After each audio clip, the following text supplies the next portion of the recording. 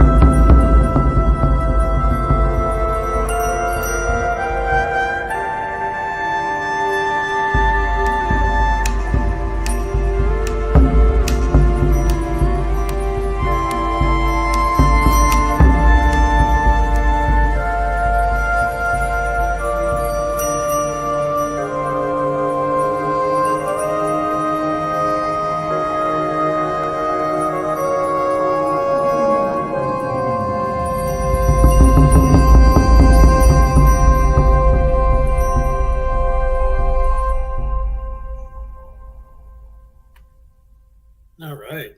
Okay, I'm live, everybody. So share this out, share this out, share this out. Welcome. It is 12:34 p.m. on in New South Wales, Australia, and that would be 6:34 p.m. yesterday. I think this is Wednesday in the United States, in California. Okay, and for whatever reason, my live over here is not live. Not quite sure what's going on with this.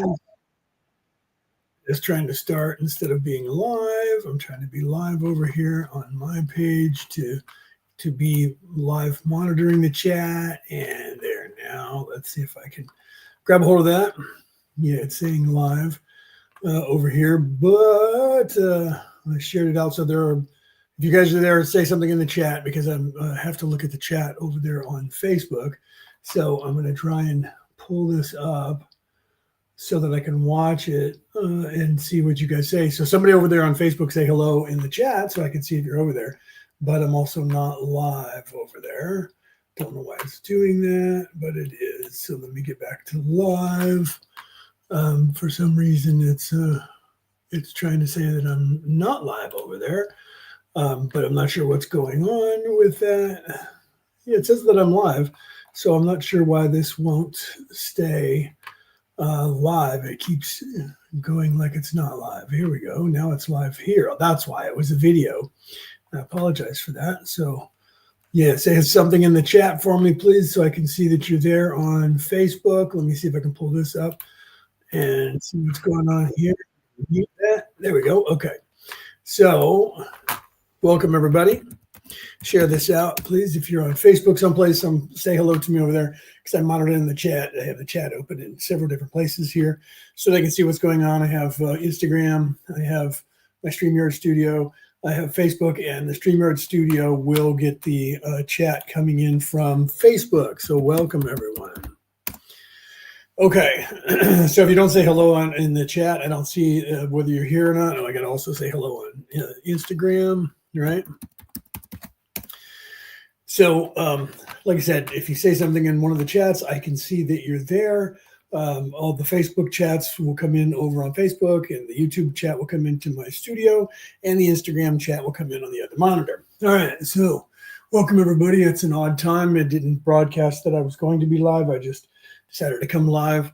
I guess a lot of stuff to talk about. I'm going to be channeling Kelto in a second and bring Kelto in to start answering your guys' questions and talk to you guys. So just give some information and put it out there to the world, because there's a lot going on in the world, and everybody on the planet is just 100% certain that every asteroid coming by the planet is alien contact. So everybody's talking about the stuff going on right now that came through, and the one that's coming through, and the one that's on its way. It should be here anytime. People should be seeing it now in the night sky. I haven't even gone out to look for it. And everybody's just assuming that it's a spaceship with people in it. And it is just not. So I'm not quite sure.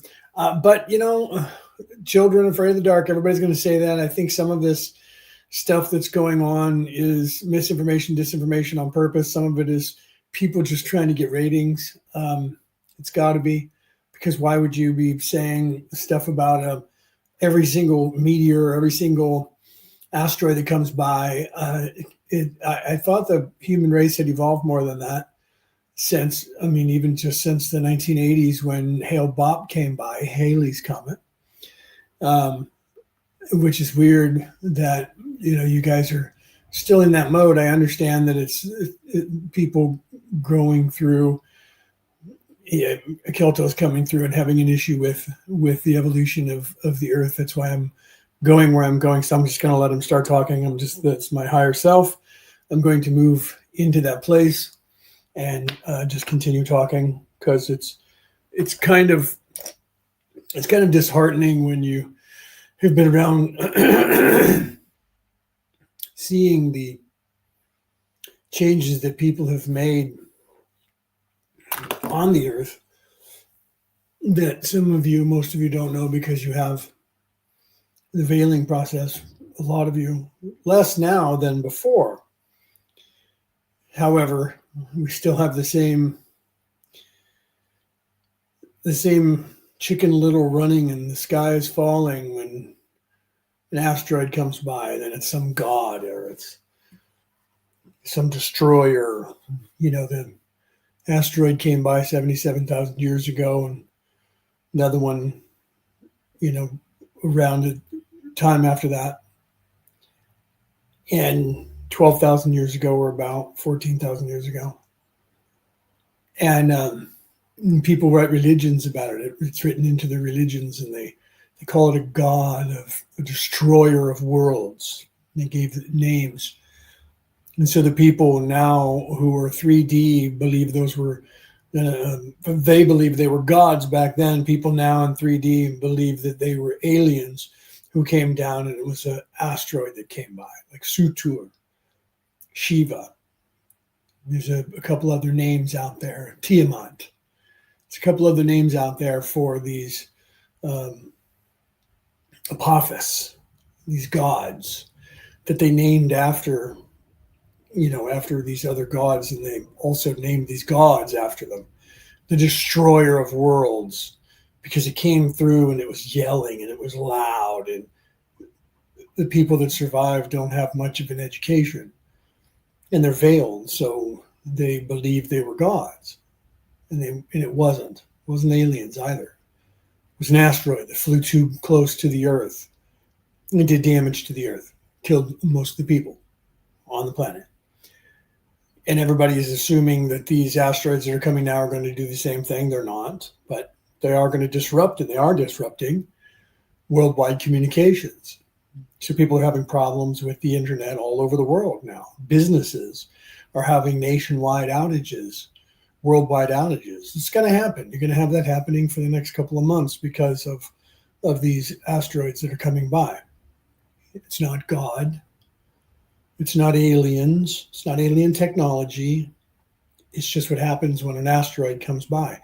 Scientists are aware of that. But everybody's just running around thinking that it is something that it's not, that it's the destroyer of worlds coming back, or your creator gods coming back in a spaceship, or some spacecraft from billions of years ago in a galaxy far, far away. Some people are even saying it's us in the future, sending something backwards in time to see us, or us from an older time. That's the best one. I like that one. That was on Joe Rogan. Maybe it's us from a time before the destruction of the earth 75,000 years ago, 77,000 years ago, when we had technology better than we have now. And maybe we sent a probe out, and the probe has been floating around, and now it's come back. And so it's just collected all this space dust, and it's actually us with our own humans from this planet, with our own returning satellite, our own returning drone that has been out there, and it's flying by us. Love the theory that people come up with, right? So sorry, I'm getting messages on Facebook. And I thought I'd turn that one off too. So the people are doing the same thing, and they still do this in the modern day, okay? I'm going to tell this story because I'm an American, and it happened to the Americans in the 1940s after the bombing of Pearl Harbor, when the United States entered into war with the Japanese, who were fighting in the Pacific, island hopping all across the Pacific Ocean, fighting against the Japanese all over the place out there. And there was a few islands out in the middle of the water who hadn't seen any other people. The people hadn't been made contact with for any extended period of time. So the people that were indigenous to that island had never seen people who were white before, okay, who were Caucasian. So the Americans find this island, and they land on the island, and they build a runway so they can land aircraft there and refuel from there and attack the Japanese, because at the time, the Japanese bombed Pearl Harbor, and there wasn't very many aircraft carriers or anything for that matter in the Navy for the United States. While they were racing to build things, they had to antagonize the Japanese with what they had, right? Thank you, Brooke. My wife said she shared this. She shared this out. Thank you, baby. So when the Americans landed there and built this runway, they then were flying aircraft in and loading up and refueling, and bombs and guns and machine guns and bullets, and sending them off to go and antagonize the Japanese and come back. The indigenous people thought they were gods coming down from the sky. This was in the 1940s. This was not even 100 years ago, okay? And some people go, well, it was 1940. It was like 100 years ago. Of course, people were so much more primitive. Okay, right now, there are some of you that are on this planet that have been told that there is a comet coming by, an asteroid that's going to sail by, and it's going to start, firing off it's it's going to start heating up, and when it starts heating up, things will steam off of it. Some gases will heat up because of the sun's rays, and they'll start coming off of it. And if there's any water or ice in there, it'll start melting and things like that. Woo Riders, welcome on YouTube over there. Okay, so three eye atlas is one of them, absolutely, that's coming by right now, and because of that, there are scientists. There was a guy on Joe Rogan, and he was saying that the problem with Three Eye Atlas is that it's coming in, and the comet's tail is facing the wrong direction.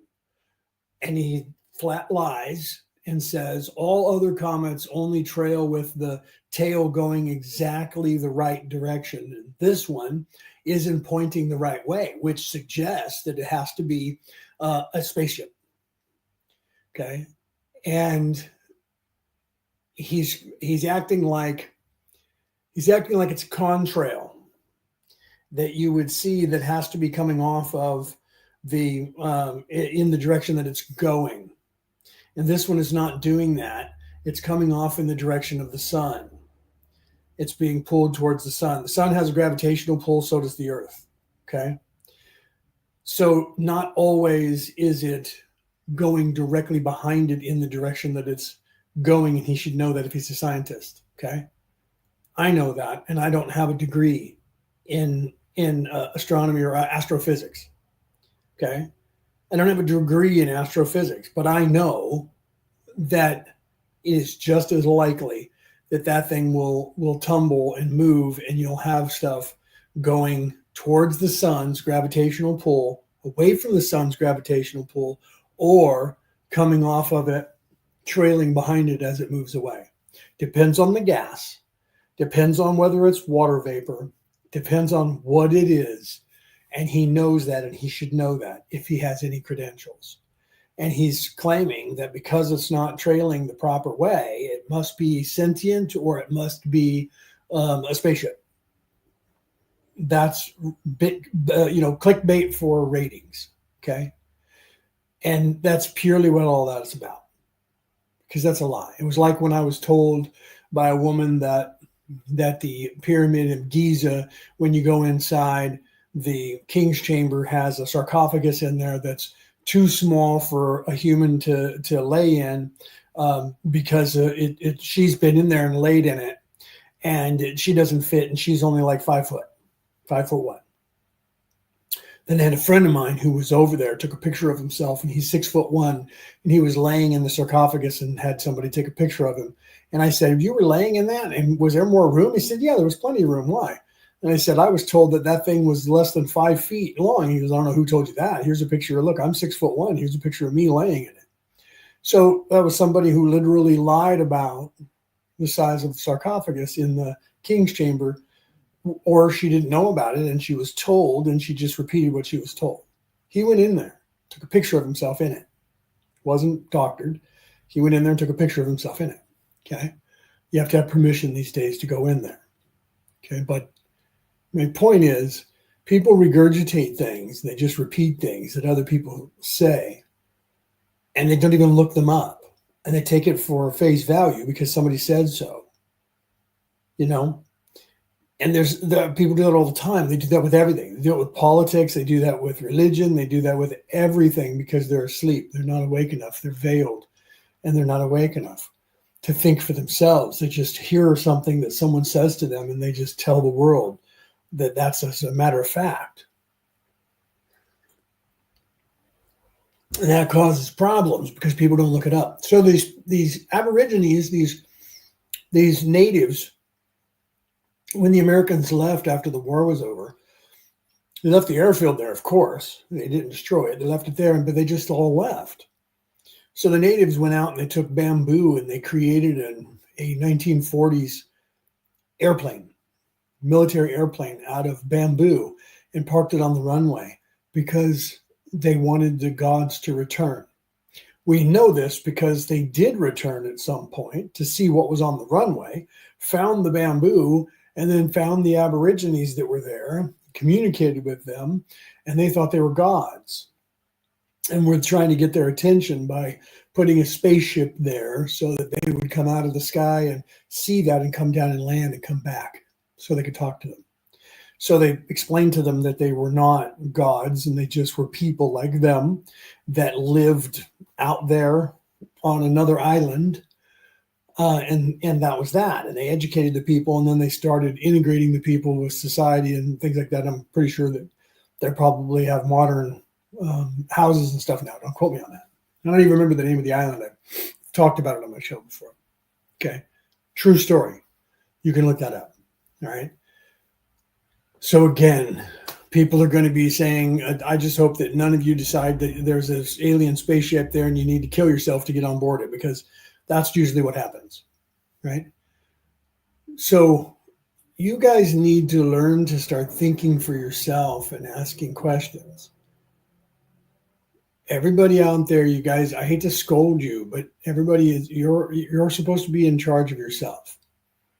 You're supposed to be the person who is trying to to do something to better yourself. Now, I know they're distracting you. I understand that. But how many times do people have to tell you to start thinking for yourself before you start doing it, before you start questioning? You know, people are like, an asteroid's coming by. It must be God. God's angry and he threw a rock at us. It's got to be our alien creators. It's got to be an alien spaceship from another place. Can't just be a meteor that's been going around in circles, caught up in the sun's gravitational pull, which is what it's doing. Okay. And it's coming back by. Right now, Apophis just went by. They're not even telling you about that. I was just tracking it last week. Apophis just went by. The one that's going to come back in 2032 that everybody's waiting for it to destroy the earth. It just came by, and it's almost as close as the one that is coming by. But Apophis is a dead rock, and it's not leaving the contrail. This one is leaving the contrail. So therefore, they're telling people about it because they're going to see it in the sky, and they know that everybody's going to freak out. They're going to go, it's aliens coming, we're all going to die. And they're coming back to tell us that they created us, and that's just not what's happening. I'd like to see it. I'll go talk to them. Okay, but it's not happening. It's going to fly by. It's not going to do anything. It's going to disrupt a lot of the communication. It's already doing that. But they're not telling you that's what's going on because they don't want you to think that they're in any way not the most all-powerful gods on the face of the earth. Okay, the people who think they own this planet and try to get you to believe they own this planet and you're their slave, they're not going to say, well, we don't have the power to stop it from happening, but it's disrupting our communications in some ways. Right? It's going to happen the closer it gets and as it flies by. It's just the way it works. Okay, it's going to disrupt because it's going to change things. Gravitational pull is going to shift slightly. The radiation levels are going to shift slightly. It's a meteor. It's an asteroid. Okay, it's not a spaceship. It's not aliens.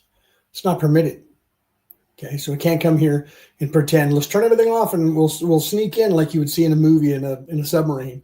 Run silent. They'll never notice us. We can just fly by and make ourselves look like a meteor and nobody will notice and we can sneak in. Okay? Not going to happen. If anything like that does happen, it's your own government's doing it. Okay? It's not, there's no aliens coming down here. But if enough of you believe it, trust me, they'll pull that rabbit out of their hat so that they can get one world government and get you guys to submit to their ideas of them running everything and taking away all of your rights for emergency purposes. Because that's what they're wanting to do. So if they can get you guys all to believe that, every one of you, enough of you, the governments will go, we're shutting down everything.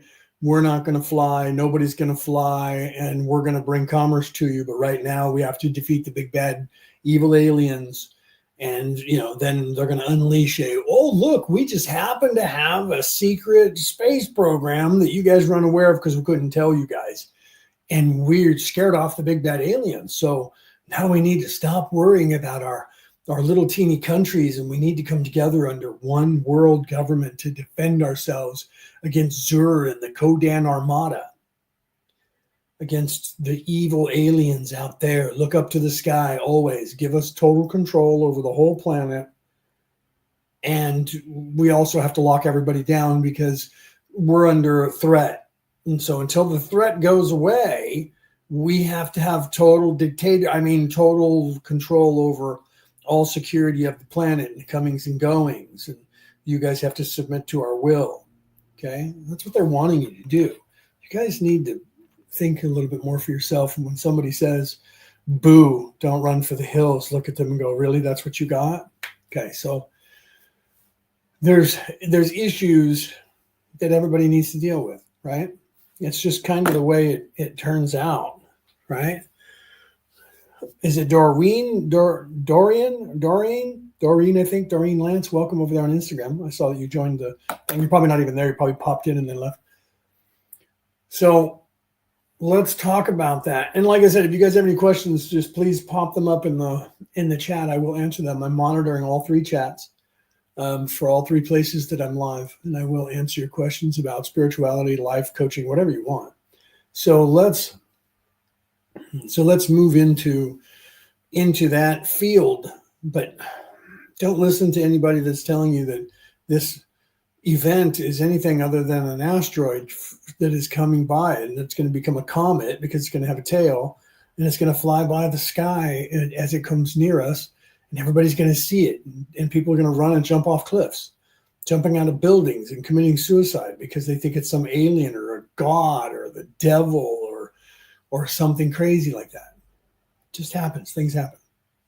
Right? If it's going to slam into the world, you're not going to know it because the whole world's going to disintegrate when it hits the world, and we're all going to die. So you won't know anything, and all of a sudden things will go pow, and you'll in your mind you'll hear bang, fuck, I'm dead, because that'll be the only thing you'll be able to think, and then you'll be out of your body, and everything will be over.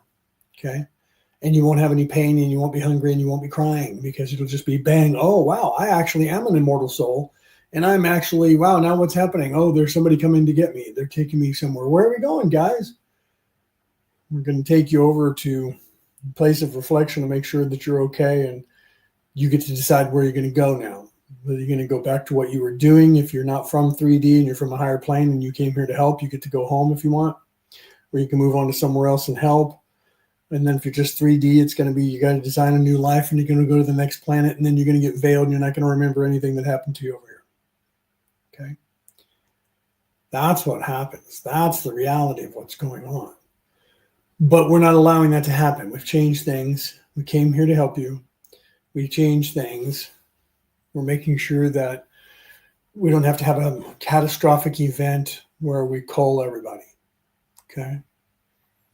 That's usually how it happens. It happened that way 77,000 years ago. It happened again during the flood, during that time when they flipped the earth over on its axis. That was a planet-killing asteroid that came by too close, that everybody calls Mars, the god of war, that everybody calls Sutur, everybody calls Tiamat, Apophis, Shiva, the destroyer of worlds. Most religions call it the destroyer of worlds. The god destroyed the world because God was angry with everyone. Had nothing to do with any of that. God doesn't judge you. Let's talk about that. God does not judge you. There is no judgment day where God's going to judge you. Okay? You are the one who judges yourself. Not there. You don't go before a judge. You're not going to be holed up. Do you really think that God has enough time to sit around and wait, sitting in a courtroom in a big chair, and all 8 billion humans are going to step before him, and he's going to go, guilty, not guilty, guilty, not guilty, not guilty, guilty, guilty, guilty. That one goes down. Like the, thumb up, thumb down thing from the Romans, which you guys don't realize was actually backwards, because in the modern day, thumbs down means bad and thumbs up means good. And in the Roman days, the thumbs up meant kill them. Thumbs down meant don't kill them, because it's no and yes. So all the movies are backwards from the reality of the way it was. You can look that up. So you see all these Roman movies where the king goes no or goes kill him, and they put the thumbs down, and that means kill him, and everybody goes woo, and then they murder more, and they put the thumbs up of he lives. So they're telling you it means live or die, and it meant die or live. With the thumbs up meaning die, meaning death, and the thumbs down meaning no death. But they got it backwards, and you can look that up in history. Okay, so that's not the only thing that people get wrong. They don't look things up. So the very people making the movie don't explain that to you when they could have simply added a line in the movie. But for constraints of time, it's not important to them, so they go with cultural norms from the day, from today. And that's what they count on. And then they leave things out, and they don't tell you things. And I use Jesus as an example because you guys around the world are starting to actually realize that lie that they're telling you. That Jesus was a person, but he was the Son of Man. But he was in human body, no different than you are. He was married to Mary Magdalene, and they did have children. Okay? He had to have been. Go and look on your Google. Ask your AI device if Jesus had to be married in that religion at the time 2,000 years ago. And either your AI bot is going to dance around it and go, well, In some cases, they claimed that it was possible that, well, maybe the law of the religion at the time in the Hebrew religion 2,000 years ago said that you had to be married before the age of 30, and they orchestrated your marriage by your mother and father. If your father was dead, your mother would orchestrate your marriage. If that wasn't allowed, you would still orchestrate your own marriage. Now, that didn't matter if you wanted to say, I don't want to be married, okay? You could break away from the norms and run away, but they would stone you to death if you tried that. Okay, you can look that up. So you were supposed to be married. But beyond that, for a man to call himself rabbi and teach people spirituality or the religion, and to speak in the synagogue and teach people, he had to be married. He couldn't hold the title without being married. It's part of the religion at the time, the Hebrew religion, to be married. Jesus died at the age of 33. That means he was preaching. When he was young, he was preaching, and they thought it was cute, and it was before the age of him being married. Jesus left, and when he came back after the time that he was supposed to be married. Okay, but before he could teach, and if you read in the Bible and you look around, he didn't teach anywhere when he first showed up because it wasn't time yet. Till he met Mary, went and found Mary and told her that she was his. After that, he started gathering up other people and then teaching. He wasn't doing it until then. Okay? You can look that up. That's not me making it up. I'm a minister. If you know me, you know that. Okay? So he had to be married to somebody because he wouldn't have been able to call himself rabbi, and they would have already stoned him to death for lying and claiming he was a rabbi. They wouldn't have had to have waited for him to do something wrong. That would have been wrong. He's not married, and he's calling himself rabbi, and he's teaching. That's wrong. That's illegal. They would have brought him up on charges from the beginning. He wouldn't have been able to go 3 years, 2 or 3 years, or 4 years before he was killed teaching people. They were looking for a reason to kill him. If he wasn't married and refused to be married, that was enough to stone you to death. In and of itself. Not to mention that even in the Bible and in the scriptures that were taken out, that Mary was Jesus's companion. Didn't say that Matthew, Mark, Luke, John, or any of those other people were Jesus's companion. They were his apostles. They were his followers. Mary was his companion. Today, they leave that word in, but today, that just means a buddy, pal, somebody that you're traveling with. 2,000 years ago, that meant wife, meant spouse. Okay? So if Mary was Jesus's companion 2,000 years ago, she was married to him. So they changed that stuff. Why is that important that they change that? They changed that because they don't want you thinking that Jesus was anything besides the God that they made him. They changed things in the Bible. Why? You should look into that. You should ask questions. Look into that. Figure out why. Okay? You might want to look into that.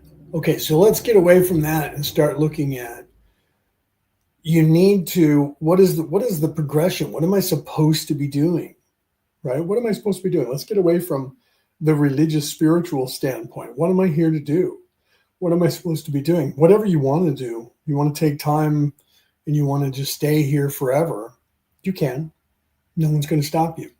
So you can have every lifetime over and over and over and just sit here and go, I have no idea what I'm doing and I'm tired and I don't want to be here. You can do that until you're not tired. Okay, because the way that this place works is one way or another. Doesn't matter if you believe in God or spirituality or any of that. You can believe in absolutely nothing, and eventually you'll get tired of being here because you'll live life after life after life after life. And if you want to sit down and do nothing the entire time and ignore things and just live, you can do that for as long as you wish. One day you're going to get tired of doing it. And then you're going to go, okay, I hate this place. Right? So what happens then? Somebody who wants to stay an atheist or they don't want to believe in any of that stuff, they're going to say, I hate this place. I don't want to be here. And you're going to start killing yourself. You can do that as many times as you want as well. You can kill yourself over and over and over and over and over and over. You can keep doing it. Every time you realize and you wake up, I don't want to be in this place, blam, shoot yourself. Mix it up. Every time you do it a different way. You can do whatever you want. It's just the way it works. You can do that. It's not what you're supposed to do, but you can do that because you have free will, right? That's just the way that free will works, is you have that within you, or you have that ability to do whatever you want, right? So let me go back over here again so I can play my video again. I'm going to play the video one more time here. Played it on the intro. I'm going to play it again. For those of you who are watching on an MP4 file, then you can understand who I am and what I represent. If you're listening on the MP3 file, you're only going to hear music, so you won't know what's going on. So I'm going to play this for those of you who are listening on the MP3 file, so that you can get a good understanding of who I am and where I come from here, okay?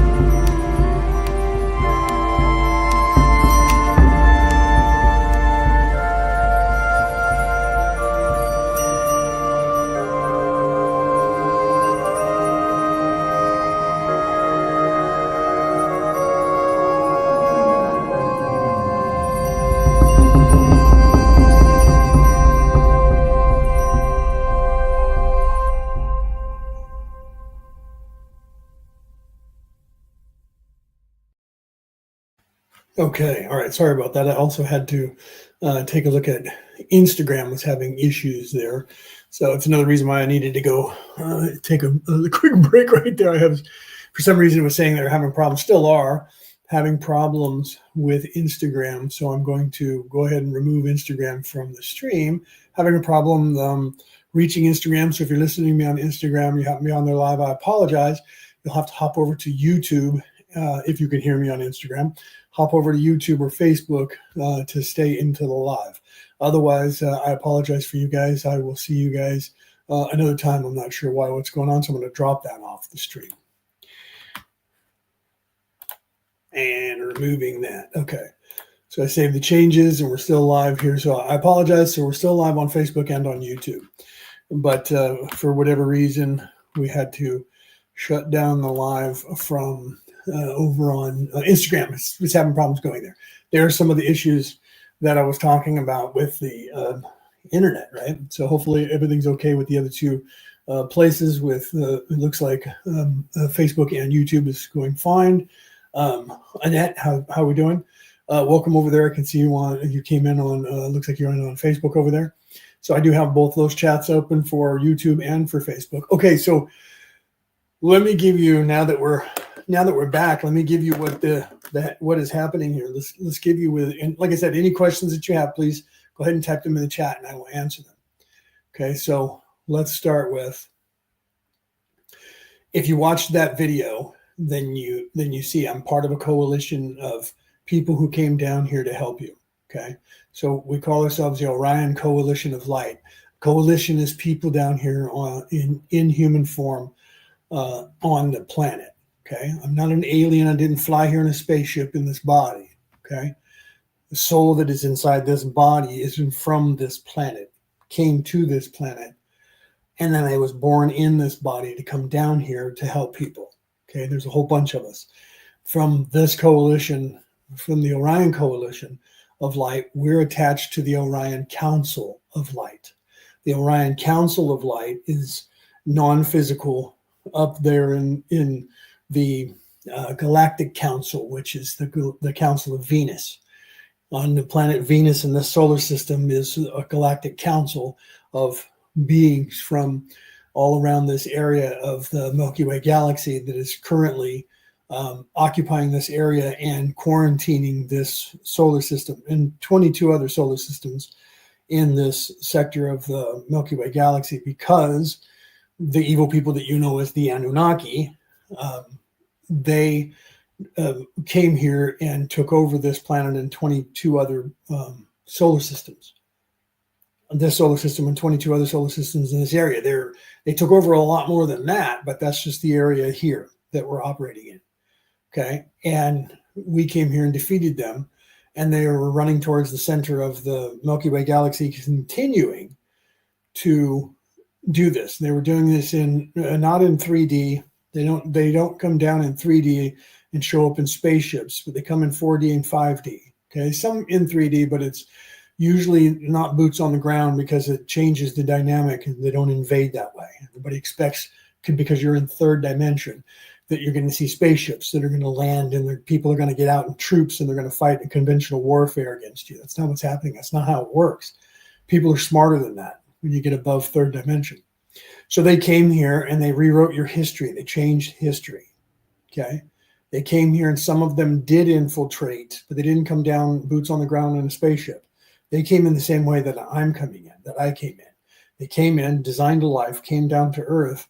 There was a few of them that were very strong, that were evil, that woke up while they were down here and then went backwards in time and they changed things. I'm not going to get into the whole time travel thing because that'll really get your mind crazy if you're not already thinking I'm crazy, listening to the conversation, what I'm saying now. Okay. So what does that mean? The normal progression of what you're supposed to do here is you're in a college, you're in a school. You're here. It's not really a college because it's an elementary school for souls. Okay. When you first become self-aware, I think, therefore I am, you enter into third dimensional school, which is this plane of existence that the creator created, where you are mind wiped. You don't know that you're part of the creation. You don't have any past. You don't remember anything. You're completely veiled. You walk around with a veil blocking your third eye so that you're asleep, essentially, from being completely awake. You just see this place. This is the only thing that you know, and you're supposed to figure it out. That's standard operating procedure in the universe, in most of the places in the universe. Takes 7 to 10 lifetimes, depending on where you are on this planet. All my references are going to be completely about Earth, okay? Because things are different in different places. Okay, so they're all going to be about Earth. The dynamic of good to evil, the ratio is 86% of the population is in service to others, and 14% of the population on this planet are in service to self. Okay, that service to self is evil, service to others is not. It takes you 7 to 10 lifetimes on this Earth to graduate into the next dimension, the next density, which is fourth.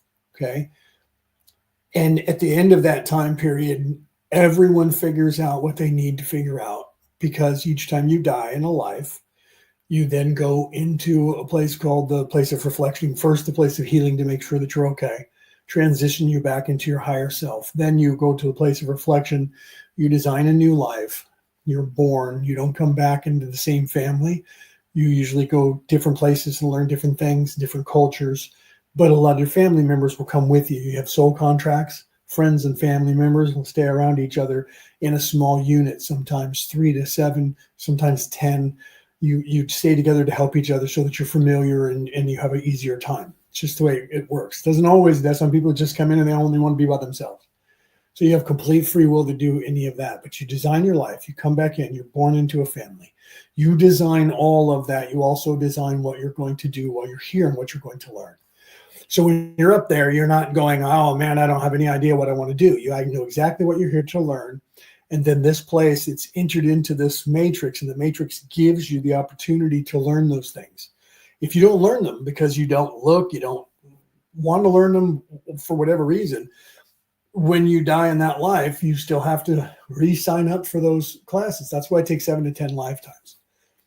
By the time you get there, normally you get to that place and then you can leave and go to the next level. You die a normal death on the earth, and then you move to another planet, or this one, because this one in a different vibration that you can't see, that you would call another dimension. There's people living exactly here where you are right now in the 4th dimension. Okay. This planet is being used, and they're seeing the planet. They still call it Terra. They still call it Earth. And they're actually here right now.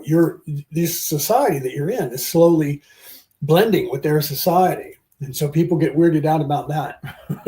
So how's that going to happen? Things are going to change, and your memory isn't going to recall it, the change. So as the world changes and the demographic changes and the political climate changes and things get better and better, you're just going to vibrate into that 4th dimension, and you and the people in the 4th dimension are just going to be integrated. And no one's going to say, hey, a minute ago, there was only 50,000 people here, and now there's 10 billion. What the hell happened? No one's going to have that memory except for wanderers and those, or walk-ins. And those are people who are supposed to have those memories. And if you have those memories now, they already tell you it's the Mandela effect. And it's just something that you and other people are just remembering wrong, even though there's billions of you remembering a memory that they're claiming never happened. The people who are in the 3D won't have those memories, and they'll go, you guys are just tripping. How is it that people from many cultures have never spoken to each other, who don't eat the same foods, or not in the same environment, they're not exposed to the same background radiation or poisonous foods or any kind of culture, have the same memory? Okay, that's impossible. Science doesn't want to talk about it because they don't understand it. Because they don't want to admit, if they do understand it, they don't want to admit that the reason that people have the same memory is not a delusion. They can't say that. They have to. Because if it's not a delusion, then God exists and higher beings exist, and there's something other than this place. So they have to discredit it. Okay, it's just like if you have a multiple personality disorder or a borderline disorder that way, they call it a disorder, and they tell you some trauma happened to you in your life and your brain fractured into another personality or multiple personalities so that you could deal with the trauma, because your personality wasn't strong enough. So you pretended you were a different person who was stronger mentally. And that has now become a persona in your brain, and it's a disorder. And the only way you can get rid of it is to take this drug. Okay. That's a lie. No, the last part of it. The truth is, there probably was a trauma that happened to you that caused a fracture, but you didn't invent those beings in your mind right then. Those are actually memories. Those are actually other beings that you were in a past life. Okay. They won't know it, and you won't know it because of the veiling, but the personality is you. It is a fracture of your mind, but not this brain. It's a fracture of you, the same way all of this is a fracture of the Creator. It's not a disorder. It's just something that has happened, and you can integrate those personalities back into yourself by moving into and realizing and integrating into your higher self. Then you will have access to those memories of who those people were. And once you do that, you realize, oh, wow, that guy named Bob that keeps coming in and talking to me, who's a pain in the ass and won't shut up, was actually me in 1812. I was Bob. Okay. But now I'm not. And that'll freak you out if you're not if you're not capable of understanding that, right? So people who have a personality disorder, even if the person that's in there is evil and telling you to do evil shit, you were that evil person in a different life, my friend. Because you will be good and evil at some point in your existence in your 7 to 10 lifetimes. Okay. Nobody comes through. I can't say nobody, because people can come through and say, I'm never going to be evil. I'm only going to be good, or I'm never going to be good. I always want to be evil, because you have free will. Okay. But people who are just mean and evil in your head, that's normal. And then you have normal things. And this is why they try to say that it is a fracture of you, because you have the ego, and then you have a part of you they never talk about. Okay. They don't want you to even know about. You have your conscience, not your consciousness, your conscience. Okay. You have the devil on your left shoulder and the angel on your right shoulder. You have opposing views that are supposed to be there to help you learn. Okay. It's part of your whole. You have the dark side, the evil side, and the light side, the good side. That is supposed to give you the opportunity to use your beingness for any one of those. So you're always going to have, whichever one of those you feed becomes stronger. So you're always going to have the ego saying, steal that thing, lie to that person. Who cares? Do what you want. Then you're going to have the conscience that says, don't do that. That's not right. You wouldn't want somebody to do that to you. And that's wrong to do that. And you know that's wrong to do that.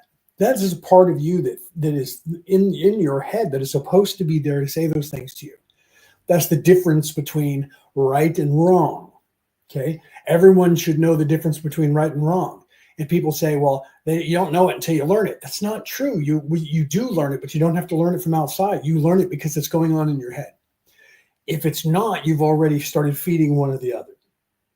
Okay. So if all you have going on in your head is the evil one, you've done that since birth. You've associated with the dark side and you've chosen that. If you don't like it, you have to change your way. If you don't hear the negative so loud and you hear positive, you fed that wolf. That's the one that you are becoming. So whichever one that you choose to listen to and feed is the one that becomes more prominent in your mind. It doesn't mean that that's a disorder. Okay. It will scream at you. Its job, the ego's job, is to scream at you and either tell you the greatest in the world or tell you the biggest fear of your life. That's a standard operating procedure in this place. It's part of this matrix. You have to become aware that you're not the thinking mind and that you won't die if you stop thinking. Okay? But your mind wants to tell you that you need to keep listening to it, because the ego, its job is to be desperately trying to keep your attention, because everything it can do to keep your attention keeps you in this place, keeps you distracted from what you're supposed to do. It's not negative. It's not evil, although it can be, because it'll play whatever role it needs to play for you to pay attention to it. So if you start giving it a name, it'll take on that name and pretend that it is that name, because it's just you pretending that you are that. Okay. So sometimes people start doing that with just their ego, and their give becomes a personality because they've given it a name, because it talks to them. Your brain talks to you, and some people give that name, give that character a name. Other people have another disorder they claim, and that's the one where you have the narrative in your head. Who's the narrator in your head? And some people hear that narrator, and they associate that with not themselves, but that someone else thinking in their head. Again, that is your conscience and your ego that are supposed to be doing that. That's you thinking. Those are aspects of you that are either evil or good. So you hear them both. Some people hear the thinking mind, hear the conscience, and hear the ego, and think they're three distinct personalities that are not them, and they name them. Okay. And then they start acting as if they are them. And that causes what they call that fracture of multiple personalities, because you give them names. I call that one Chuck. I call that one Jennifer. Okay. Because Jennifer is soft and not mean, or the other way around. Jennifer's the evil one. If that's what people do. But if they have a past and it's not something you just made up, ask them what time they live in. Ask them what that is. They'll either say, you're in my head, and you say, no, you're in my head, because they think that you're in their head, because in the past, that's you in the past, and you're talking to yourself in the future as a personality in your head, and it thinks that person, that you, thinks that it's going crazy, and it's communicating with somebody who's in their head, and it's a different personality, and it's in time. It's just you got this fracture in your ability that you're unaware of to communicate with your own lives, your own personalities from other lifetimes, and sometimes from the future. So you have to figure that out. The easiest way to figure that out and to end all of that, if you have that going on, is to make contact with your guides and your higher self. Once you start associating with, I am a higher self, I am not this pain body, I am not this thinking mind, I am not this ego, I am not this conscience. I am the being controlling all this from the higher plane. Once you do that and you start realizing the I am, and you move away from these things, and people go, I can't stop my brain. You can't, because you're grounded in 3D. Your brain's going to continue. As soon as you wake up in the morning, your ego and your conscience is going to start screaming at you, telling you all the things you need to do, giving you all the fears that you missed while you were asleep. It's their job to do that, to distract you, to keep you in this place. This is why meditation, prayer, Zen, whatever you want to call those moments, where we're teaching you how to quiet the mind. When you learn that you can quiet the mind and still be alive and not cease to exist. I remember thinking in a different life, wait a minute, if I quiet the mind, what am I supposed to be doing? You actually think, just not with the mind. It comes from above that. It comes from, it depends on how you perceive that. It either comes from deeper within, behind those thoughts, above those thoughts. It depends on how you understand that reference. It comes from your higher self. That's why we say above, because it's the higher self. The vibration pattern is at a higher frequency, because your higher self, that self is not in 3D. It actually vibrates at a higher rate of I can't say a higher rate of speed, but a higher vibration in frequency, because you here in 3D actually vibrated at the fastest speed. We're very close to the speed of light in our vibration. That's why time exists. Okay. The closer you get to the speed of light, the more there's a separation of time, past, present, and future. Okay. Or past, present, and future. Present being in the center, past, present, and future. So our vibration is very fast, and we're moving closer to the speed of light. So time slows down. It becomes time. It stretches. And you're in the center of that. And you see a future and you see a past. And you only see as far future as you do past, right? So you realize I'm this amount of years old, and this is how far I want to look into the future. And then you start looking further into the future. And at some point, you start wanting to look further into the past. Before this life, who was I? That's the general normality of the progression of moving up in your consciousness and expanding your consciousness, because you start wondering who I was, who I will be, who am I? Once you start asking those questions, your vibration starts going up, whether it's on the good side or the bad side, doesn't really matter. It starts going up. So to quiet that stuff, you have to integrate yourself to get those things, even if it is a trauma that caused it. You have to, and they'll tell you this. So they'll stay away from the spiritual, but they'll still tell you that if you have a fracture, you have to pull those pieces of you back together and integrate those with your personality that you have now. Come to terms with those being aspects of your personality. Because normally you have a dark side and a light side, because that's supposed to be there. You just gave them personalities, or they're from your past. Okay. So it's not a psychological damage that has been done to you. It just isn't. But it is something that you have to work through and you have to fix. Okay. And the more confused you get, the more that stuff happens. So the longer you've been here, the more apt you are to do that. It's the same thing with sexuality, being born in the wrong body, because when you have a ton of people in an area, or you're born into like China where there's so many people, or some, like even America, because there's so many people in that country, sometimes you get confused because you've been in so many lifetimes.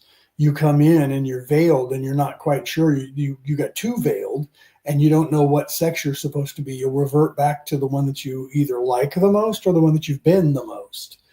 And then you'll realize that at some point you may or may not realize, or you will realize usually, oh, I'm in the wrong body. I'm supposed to be a girl and I'm in a man's body, or I'm supposed to be a man and I'm in a girl's body. And then you just have to, at that point, live with that and go, okay, I got to be okay with that. And society, is getting better at allowing that from people, but that does happen. It doesn't mean that there's something wrong with you. It just means that you were born with the wrong chromosomes that mix things up. That happens sometimes. It's part of this place. The creator kind of likes it. Creator's androgynous anyways. So the creator's okay with that. You just have to become comfortable in your own skin with everything that's happening to you. So the confusion, even if you don't have any of that going on, let's just take all that away and say you don't have any of that going on. You're going to have the ego talking to you. You're going to have the conscience talking to you. Okay. And then you're going to have your own thinking mind saying things to you, listening to them.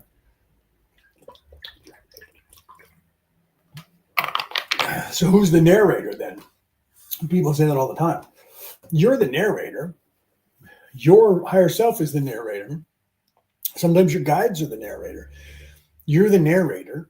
You just don't know that you are because your mind's thinking all the time. It's usually a combination of the different things. Your ego, your conscience, talking and reasoning things out. The ego's giving you all the goods and this is what, if you get away with it, you're going to be rich. You're going to have this. You can rip that off. You can do all that. Then the conscience is going to go, don't do that. Don't do that. That's bad. You get caught. You're going to go to jail. Whatever. Okay, I'm the greatest in the world, man. I'm the greatest at this. I am so good at this. Everybody is just, they're jealous of me because that's the ego. That is the ego that is doing that. Anything that is in a negative way, even if it's a positive way, telling you the best on the whole world, and that's your ego. You can live in that if you want. You can listen to that and live in it, but you're never going to leave 3D by doing so. The only way out of here, right, said the Joker to the thief, right? There must be some kind of way out of here, said the Joker to the thief. There's so much confusion here. I just can't get no relief. You should listen to those words. It's about being stuck here. Okay. They're talking about how they can get out of here and they're stuck and they're looking at the watchtowers all along the watchtower. Look that song up. Okay? That was originally sung by, what's his name? I can't think of his name right now. Rock star from the 60s who died too young. I can see his face. I can't. Played left-handed guitar. I can't think of his name right now. Jimi Hendrix sang that. Many people have sang it since then. I love the Bono's version of it. U2 did it in the 1980s. They did that on their Octone Baby album, the one that they filmed the movie from. They did that. And Bono did a great job. U2 did a great job of covering that. But a lot of people have covered it. Everybody covers it. Right? I even think that Lenny Kravitz has covered it. I hope he has because he's great talent. I think he has. I believe he has. So, but listen to the words of that song. It's like Californication by the Red Hot Chili Peppers, or, I tell you this all the time, the Eagles with their Hotel California. Those songs are about being stuck. Tool, most of their songs. Every song Tool sings is about spirituality. You should look into that rock band. So, there's certain bands who sing about that stuff because the people were awake and they're trying to give you messages. Movies do the same thing, right? Stories do the same thing. Poems do the same thing. There are people that are giving you messages around the world constantly trying to explain to you what's happening here, right? You just have to see it and realize it. And then they're giving you the same storyline that is the savior character, the same storyline that is the hero character, that is on the same quest that you go through, that everybody goes through, that sacrificial lamb, that sacrifice and sacrificing of yourself for others, or not if you're evil. It's every story that you ever see. Star Wars, right? Luke Skywalker. Before that, his mentor sacrifices himself so that Luke Skywalker will solidify his path and fight against Darth Vader, who's his father, but he doesn't know it yet, right? So that's the same quest. Then Luke has to go on that same hero's quest, and he has to prove himself to himself. And that's what that was all about. The Matrix. The Matrix was the story of Jesus, the story of the Christ character, redone in that way, and showing you this place has you stuck here. And Neo, which is a play on words, Neo, God, Dio, God. Neo comes down and has to sacrifice himself and die, and then is resurrected. And then he sees the light. He's resurrected and becomes the light of the world. It's the whole storyline. You can even watch Lawrence Fishburne talking about that. His character, Morpheus, John the Baptist. They had Superman played the same part. Batman played the same part. Most of the storylines are either the hero, Thor in the movie Thor. Look at the movie Thor and watch those movies. That's the movie Thor is comes down, is sent down from heaven to earth to be human because he doesn't have any humility. And his father's trying to teach him, you're going to be the king one day. You need to stop being an arrogant little twat. Takes his power away from him and dangles the Mjolnir, his war hammer, his hammer of war, right in his face, and he can't pick it up until he is, in fact, worthy. Sword in the stone, King Arthur. Can't draw the sword until he's worthy, and has to be the worthy one before he can draw the sword out of the stone. That is the Christ oil within. That is the spinal column going down to the fused vertebrae at the tailbone. And the spinal column that comes down and sticks into that is the sword that is sticking into the stone. And you can only draw the energy out of that. And when you sacrifice yourself and resurrect yourself in a way to become a good person, and then go on the journey of Santa Claus, going through the claustrum. That's where you get the word claws from. The claustrum, and going in and illuminating. Santa Claus gives you a present if you're good, and if you're balanced, and if you're a good person, not on the naughty list. And if you're on the naughty list, you get a coal-like substance in your brain. That happens in real life. It actually does. So all of these stories are there telling you the exact same journey that you need to be on. Every single ascended master in history is telling you the same story, that you need to look within yourself, and you need to become either a good person or a bad person, and do it to the best of your ability, whichever one you choose. If you choose to be evil, then do it. If you choose to be good, do it. Stop screwing around and pretending that you're not one thing or the other, that you don't have any idea. And then if you're going to do it, do it. Okay, so if you don't believe in anything of this, none of this spirituality, you're still going to go through the same progression, my friend. You're going to go through the same progression, because this life here will beat you enough to where the strife and being tired of this will cause you to change your path and start spiraling upward. Okay, whether you like it or not, it'll do it to you. So it's designed, this place is designed so that at some point, given your own freedom, you will start your ascent out of this place. You will stop living in this place. Unless you like it here and you just want to stay here and you want to be in this life over and over and over and over and over for the end of time, you can stay here as long as you want. No one's going to care. The creator needs somebody to do it. Somebody's got to do it, so that is an option that has happened. So it's okay for you to do whatever it is that you want. This is why I don't try to convince anyone of anything. I'm not selling you anything. I'm not convincing you of anything. I don't care if you believe me or not. I'm just going to continue giving the tools, because that's what I came here to do. Okay? I'm going to continue giving the tools and telling you the things that you need to know, so that you can get out of here. You have to look within yourself and decide who you are. And then you can start your healing. And if you start your healing and you have questions, people like myself will answer you.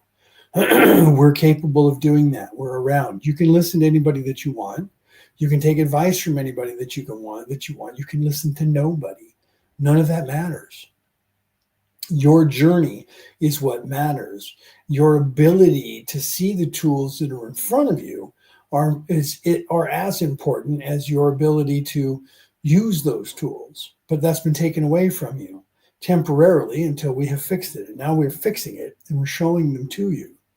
Most of you, if you're not ready, you're not going to know what to do with the tools. Okay?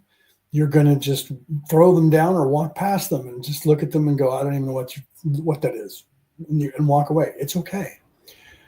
it's okay that you do that. We'll allow you to do that because we don't have any charge over you. I'm not here to be your savior. I didn't come here to do anything other than to go, here, look, here's some tools. But if you have questions, I'll answer them, right?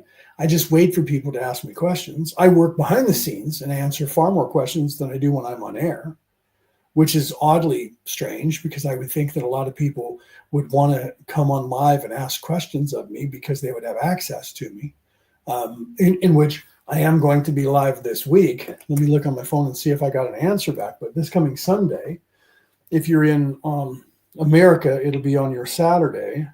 But this coming Sunday, I am going to be in Gosford again, that way, in Gosford again, and I'm going to be at the Mystic Moon Fair. Let me check my email here and see if I got an answer back so I can give you time if I did get an answer back. I just have to find the Gmail here. I don't know what I did with the Gmail. Here it is. Because they sent an email, I'm going to be on stage live again, and I'm going to be filming that if that's a thing that we can do, because we did that last time. We were able to go live and film me being on stage. Let me see what this is. No, that's a summit that my wife and I are going to be at. So I didn't get any response that I can see, but we're going to be on. We're going to be live at the same place we were last time, and I don't have that in front of me. Let me look on my website. I could probably go over here and share it, and I'll just tell it to you. Hold on. Let me go look. I apologize, but it's going to be here. If you're in New South Wales, you'll have the ability to come over and see us if you like. Let me change to the Merlin and Maeve account because I think we have the thing up on our page over here, and I'll read it to you. I didn't have time to put it up, and I apologize for that. I will be live again. Today's Thursday in New South Wales, so on Saturday morning I'll be live again. That's Friday for those of you in the United States or in Europe. And I will be live, so I will have it up for you by then because we will have the our thing and theirs. Let me see if I can find it here because I'm not sure when, and it's not coming up. So I apologize for that because we had it up, but I've been posting a lot of stuff. So is my wife, so I'm not sure when it's going to be, but it is this Sunday. So that's the 2nd, I believe, of November. And so we will be live. I don't know when. I was hoping to find out what time because I'm going to be on stage. I'm going to be live on stage again, channeling. And I just don't have the information. So if you tune in on Friday or Saturday, depending on where you are in the world, I'll have the banner up and I'll share it. So I apologize for that. I wasn't wasn't sure I was going to go live today. It was the last second thing, so I didn't have time to put the Mystic Moon Fair thing together for me to show you guys live. So I will have it on Saturday if you're in Australia, Friday if you're in America or Europe, on my podcast, because I'll be live talking about the Emerald Tablets of Thoth again. We're on chapter 11, I think now, 11 or 12. I think it's 11. Don't quote me. So I will bring that up. I'll have the banner for you guys to see, but we will be in Gosford. We will be live. I will be on stage at least for 1 hour. I might be doing twice. We asked because they had extra time last time. I could have done 2 different channeling sessions, but we didn't think about it. So we asked them if we could this time, but I haven't heard anything back. So I'll be at least live for 1 hour on stage at the Mystic Moon Fair, but I'm also going to be there with Brooke. We're going to have a Reiki booth there again to do Reiki on you guys if you want to come out and do that. But I'm also going to be there to answer questions about spirituality, selling my book, which you can see in the background, which that is right there behind me. That's a perfect time for me to do a commercial for my book. So I will be there to sell the book. If you guys want to buy a copy of it, you can get a copy of it and I'll sign it for you. For no extra charge, and I don't have the price points of that either. I'll have that up for you for the book. So if you have a copy and you bring it in, I'll sign it for you for free. If you want to buy a copy, then I'll sign it for you as well. So whatever you want to do, I have hardcovers and soft covers that I'll be selling. So let's throw the book up there and pay the bills, right? So here's the commercial for the book. What is the reality about reality? Returning to the old ways. It is a comprehensive book about what is really going on here on this planet. It talks about the true spirituality that the controllers who think they own this planet have been keeping from you for thousands of years. It explains to you the knowledge that you gain from the universe itself when you live the way the prophets of the world throughout time told us how to live. Eat right, meditate, take care of yourself, treat others right. All the things they originally told us to do, but the controllers have removed from right in front of our eyes. The way to ascend to heaven. The reality about reality.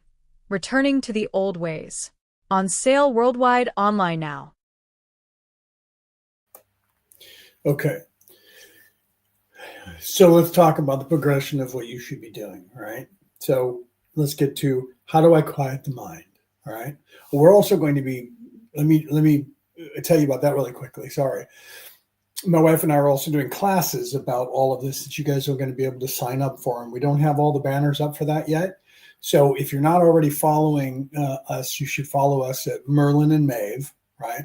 Our website's not up yet. We're going to have that up, but you could go there and you could see that we will be up there at merlinandmaeve.au.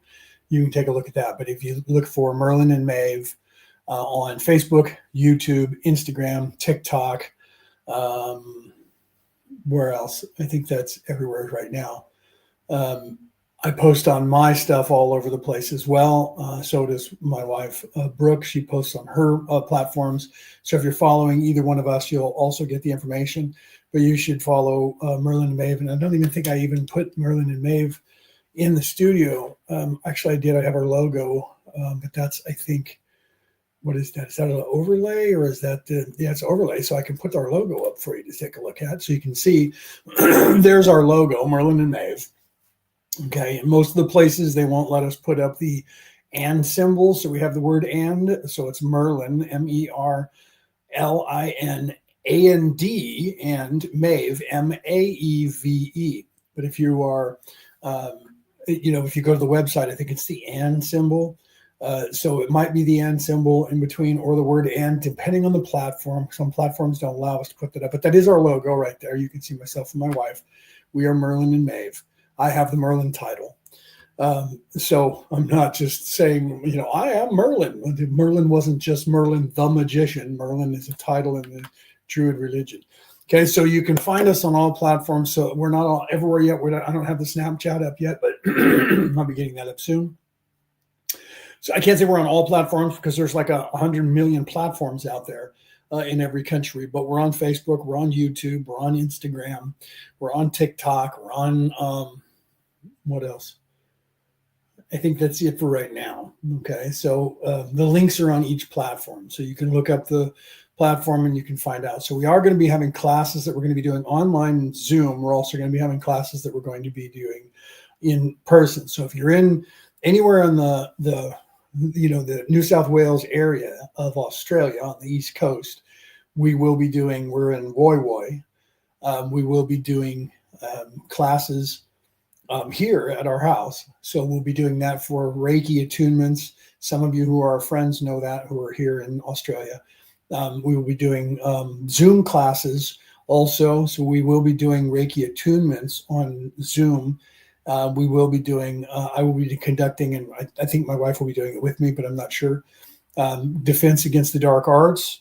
I put out videos years ago about it. I'm going to be teaching that for those of you who are in any way an energy user, however you do it, healer, whatever you are, even a psychic, medium, any of those. If you're doing anything that's above and beyond the normal thing that we do, if you have any extrasensory perception, ESP abilities of any kind, Reiki healer, blue fairy fire, whatever it is that you do, psychic medium, clairvoyance, clairsentient, whatever that you do, your vibration is a higher level, and you start moving into the indigo color in your aura.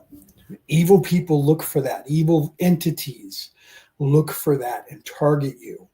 So you have to learn how to defend yourself and protect yourself. If you're in one of our Reiki classes, we're going to teach you that in the beginning. You're going to learn the basics of how to balance your chakras, how to balance yourself, how to ground yourself, how to cleanse yourself, That'll be part of our Reiki classes that we're going to be teaching. My wife is going to be a Reiki master by the end of this week. She's in school right now. I mean, she's at work right now, but she's in my school right now. And I will be giving her master attunement shortly. So we will both be Reiki master teachers. So she's in school for that right now. And I'm teaching her above and beyond that. I'm teaching her some shaman things that we don't usually teach, but I'm trying to integrate it into our school. So you guys will get a little bit more. That's why we're going to do the Defense Against the Dark Arts. We'll have at least 2 classes for that, 2 courses that we'll be doing. So the advertisements will be coming out when we get all of those put together.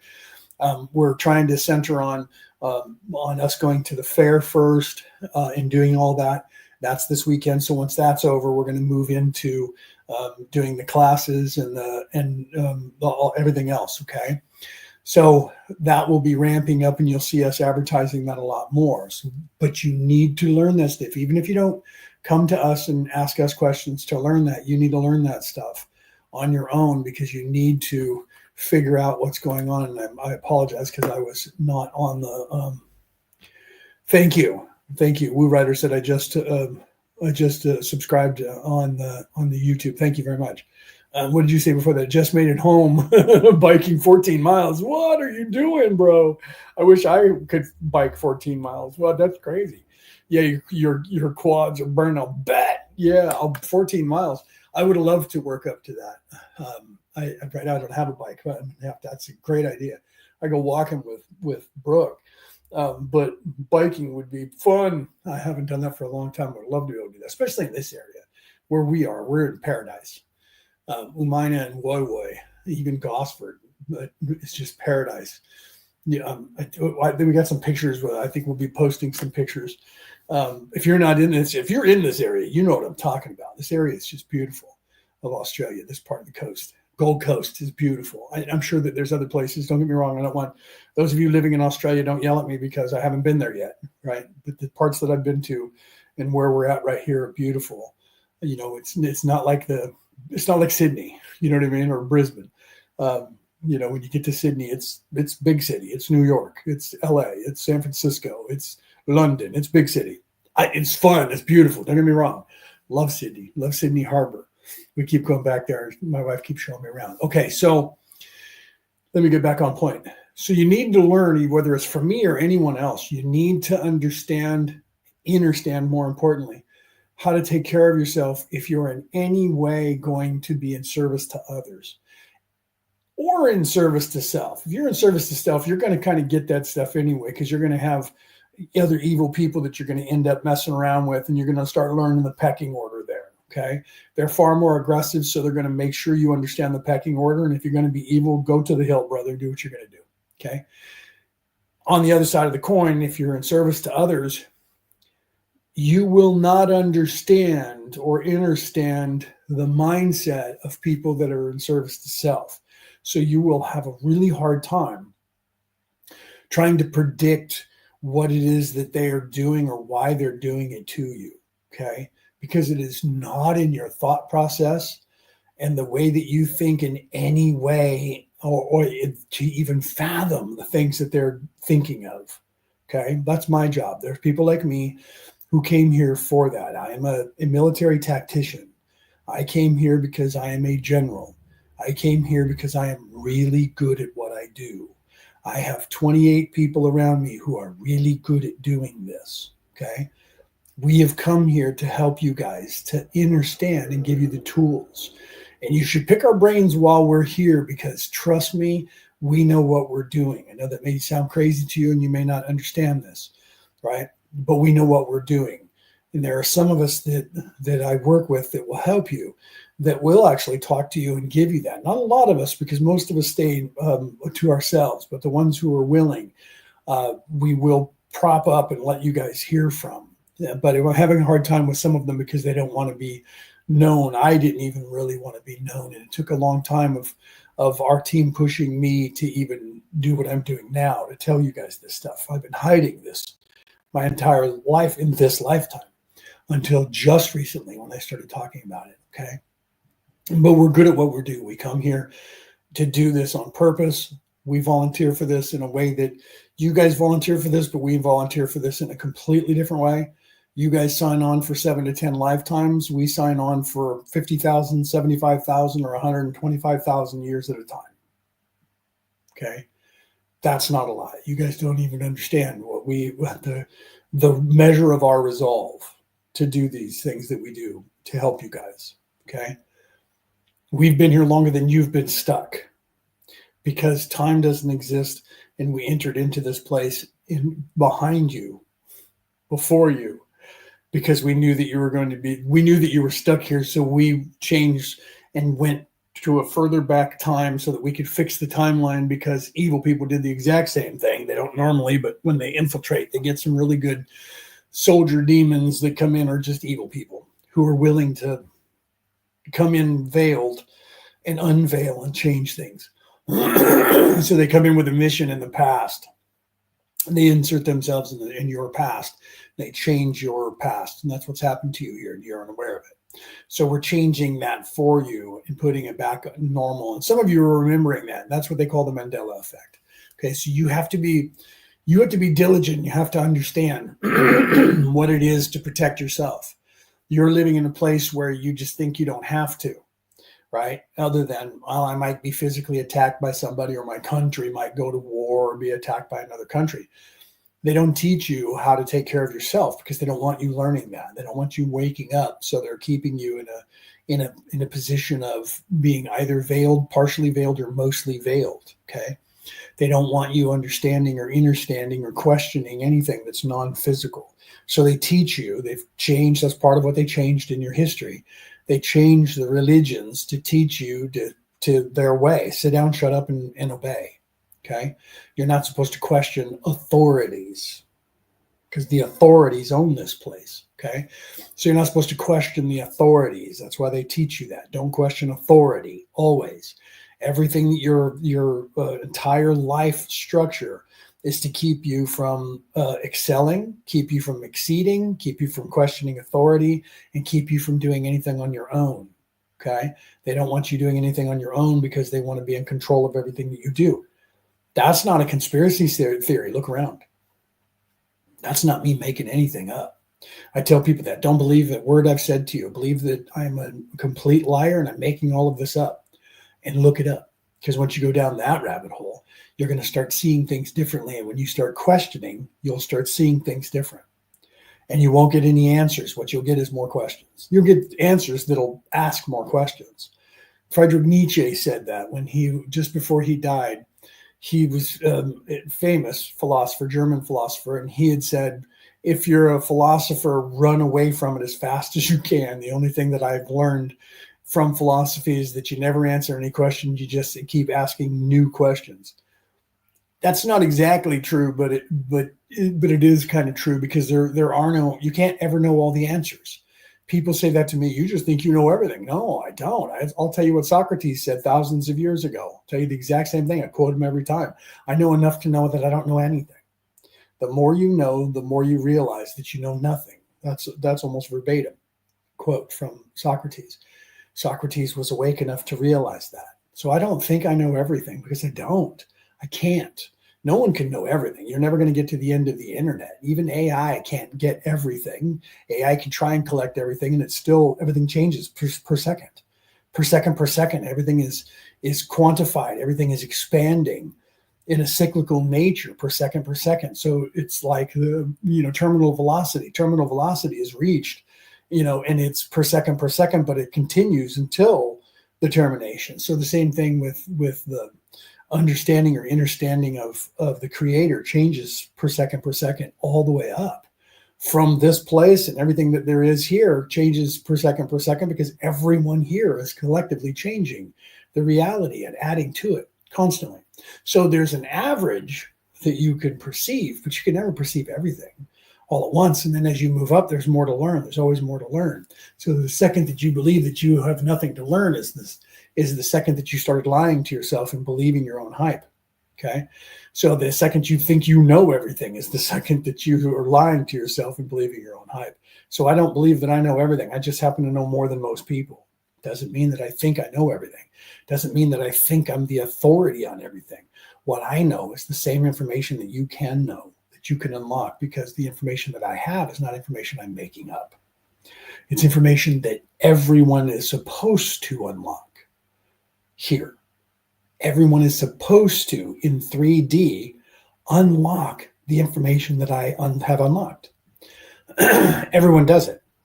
Not the only one. We don't all meet and decide, because here's the thing, if we were making it up, individuals would be saying completely different things, because each person would be making up their same information or their version of it. Okay. When you first start to wake up, you do get a slight different version, because it is still you utilizing everything that you have from your memory. Because if we don't see reality for what it is, we see reality through the eyes of our experience, for who we are at the time. Okay. And our state of mind at the time. Your focus determines your reality. The more you wake up, the more that focus changes to a universal focus, so that knowledge becomes universal. That's the truth of it. That's the secret of the universe. So you wake up and you learn what it is that everyone else can learn. And the interpretation of that changes only when you try to explain it to people, because then it's your take on that information. But the information doesn't change. It's just the way you explain it to people will change. So if you get two of us sitting side by side, you're going to get the same information, but you're going to get it in a different parable between myself and another person, whoever that other being is, man, woman, child, doesn't matter. But you'll hear us saying the same things. We'll just convey it to you using different parables, okay? Because that's how humans communicate, and that's how humans understand things, or by parable. That's why people like me talk in parables. The reason we do that is because there are 7 genomes, 7 major genomes, 7 major arcana, 7 major ways that people learn how and learn from and understand and comprehend things. So because of that, we generalize and tell stories. We tell the parables, and we tell a few parables so that we can get across the board, so that almost everybody can understand what we're saying, comprehend what we're saying. Doesn't mean that we think people are stupid, because people are not stupid. Okay, people are very intelligent, and it's just that different people learn different ways. So because of that, we have to tell stories, the same story, slightly different, because it has to be, the focus has to be slightly different for people who learn a different way. And some of us are aware of that. Okay, so we speak that way. So if you look in history, you're going to see that the people who were awake, who these religions became made after, were speaking the same way. Jesus did that. Muhammad did that. Even Moses did that. You have Lao Tzu doing that. You have the Buddha doing that. You have the Dalai Lama who does that now. You have Mahatma Gandhi did that. Everybody, these different gurus and saktis and these different learned people, illuminated people, wise people that are teachers, that are leading and teaching you and answering your questions. You'll find that they'll give you Eckhart Tolle, for instance, Sat Yogi from the Sat Yogi Institute and down in South America. Love him, been following him for, 15 years or so. You guys might want to take a look at him. He's all over YouTube. He's getting older now, like the rest of us. Those guys all over the world, names that I can't even remember. I can see faces now and can't remember them. They're very wise. They've been talking. Even the couple of them that are Indian that like to cuss, that one guy, I can't think of his name. He's always going, if life isn't what you think it is, then fuck it. I love that man. He's so real. He just says it like it is. If your day is going bad, then you can either say fuck it or not and keep going forward. You can go say fuck it and go back to bed. I love that man because he's so just real. And he's funny because he's real. He says things the way that no one else will say them, and he's not afraid to do it. So I love people that are real like that. But listen to these people. They're not leading you astray. Some of them will. You have to learn that too. That's why my wife and I are going to be doing the Defense Against the Dark Arts. Brooke and I decided, because we were talking about that, and she said, it's time to do that again, because I did that years ago. She said, it's time to do that again. We need to have those courses again. I said, you're right. So we are going to be doing that. Those will be Zoom calls, so you guys can tune in from anywhere you are in the world. And we're going to try and do them at different times, because we know that the world is different. depending on where you are in the world right now, let me look at my clock here. Right now it's 8 p.m. on the West Coast of the United States, right? So it's 8 p.m. on the West Coast of the United States, which I have my laptop set to. And that means that it's 2:06 p.m. here in New South Wales. So depending on where you are, and if it's 8 p.m. in the United States, on the West Coast of the United States, then what that means is that it's 8 hours ahead of that, or 7 hours ahead of that in England. So if it's 8 hours, that's 1600. So that would be 4 in the morning. So it's 4 in the morning in England right now. And Woo Rider says 11:07 p.m. in Florida. You're in Florida right now. So that's the East Coast of the United States. So it's 11:07 p.m. on the East Coast of the United States. So depending on where you are, it's a different time than if you're anywhere behind me right now. Then of course you're further back in time from me. So if you're in Australia, anywhere west, it's behind me in time. So it's still daytime for you because it's 2 p.m. here. So it's 1, 12, 11. I think they have the same thing, 3-hour difference, just like America does, because Australia, we're about the same size, 3,000 miles across and like 1,000 miles or 2,000 miles north to south. So people don't know that. You guys don't realize that. You took Australia and picked it up and set it on the United States, it would be almost exactly the same size as the United States. It's huge. But there's only 27 million people on this island, on this continent, because it is not an island. It's a continent to itself. And America has 380 million people. You know what I mean? So you have to realize, so we're going to be doing that, and we're going to have a couple different classes so that we don't have, people that have to stay up until 3 in the morning to be on the Zoom call. So we're going to average that out. So we're going to be doing one early in the morning for us here in New South Wales. So it's afternoon, evening, and before midnight in the UK. And then we can hit most of the world, but then everybody from England time east heading towards the same time zone as the early morning over here in Australia, though you guys will hit in the afternoon our time here, so it'll be morning for you guys behind us.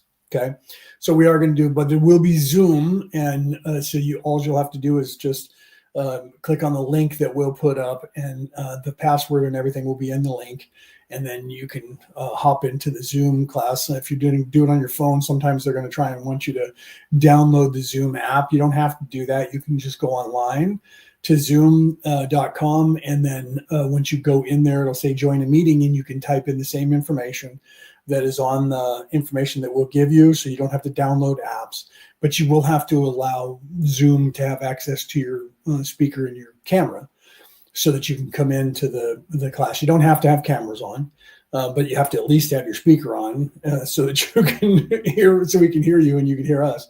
But we are going to do that so we can help you guys, to teach you how to defend yourself, to make sure that people don't, because negative energy is constantly trying to make your life hell. You're just unaware of it. So if you don't already cleanse, you don't already ground yourself and protect yourself and reflect negative energy, you should be doing it. Because, that's why people say, talk to the hand and putting the hand up. That's actually spell casting that you're unaware of. So you have to become aware of that. Writing, when you write something, why don't you realize why it's called spelling? Because you're casting a spell. You're writing something, you're spelling something. That's the art of casting a spell. Incantation, okay? Ritual. So just by writing something down, that's why they used to say, so let it be written, so let it be done. If it was written down, it was official. And if you spoke it out loud and said the words back, it made it even more stronger.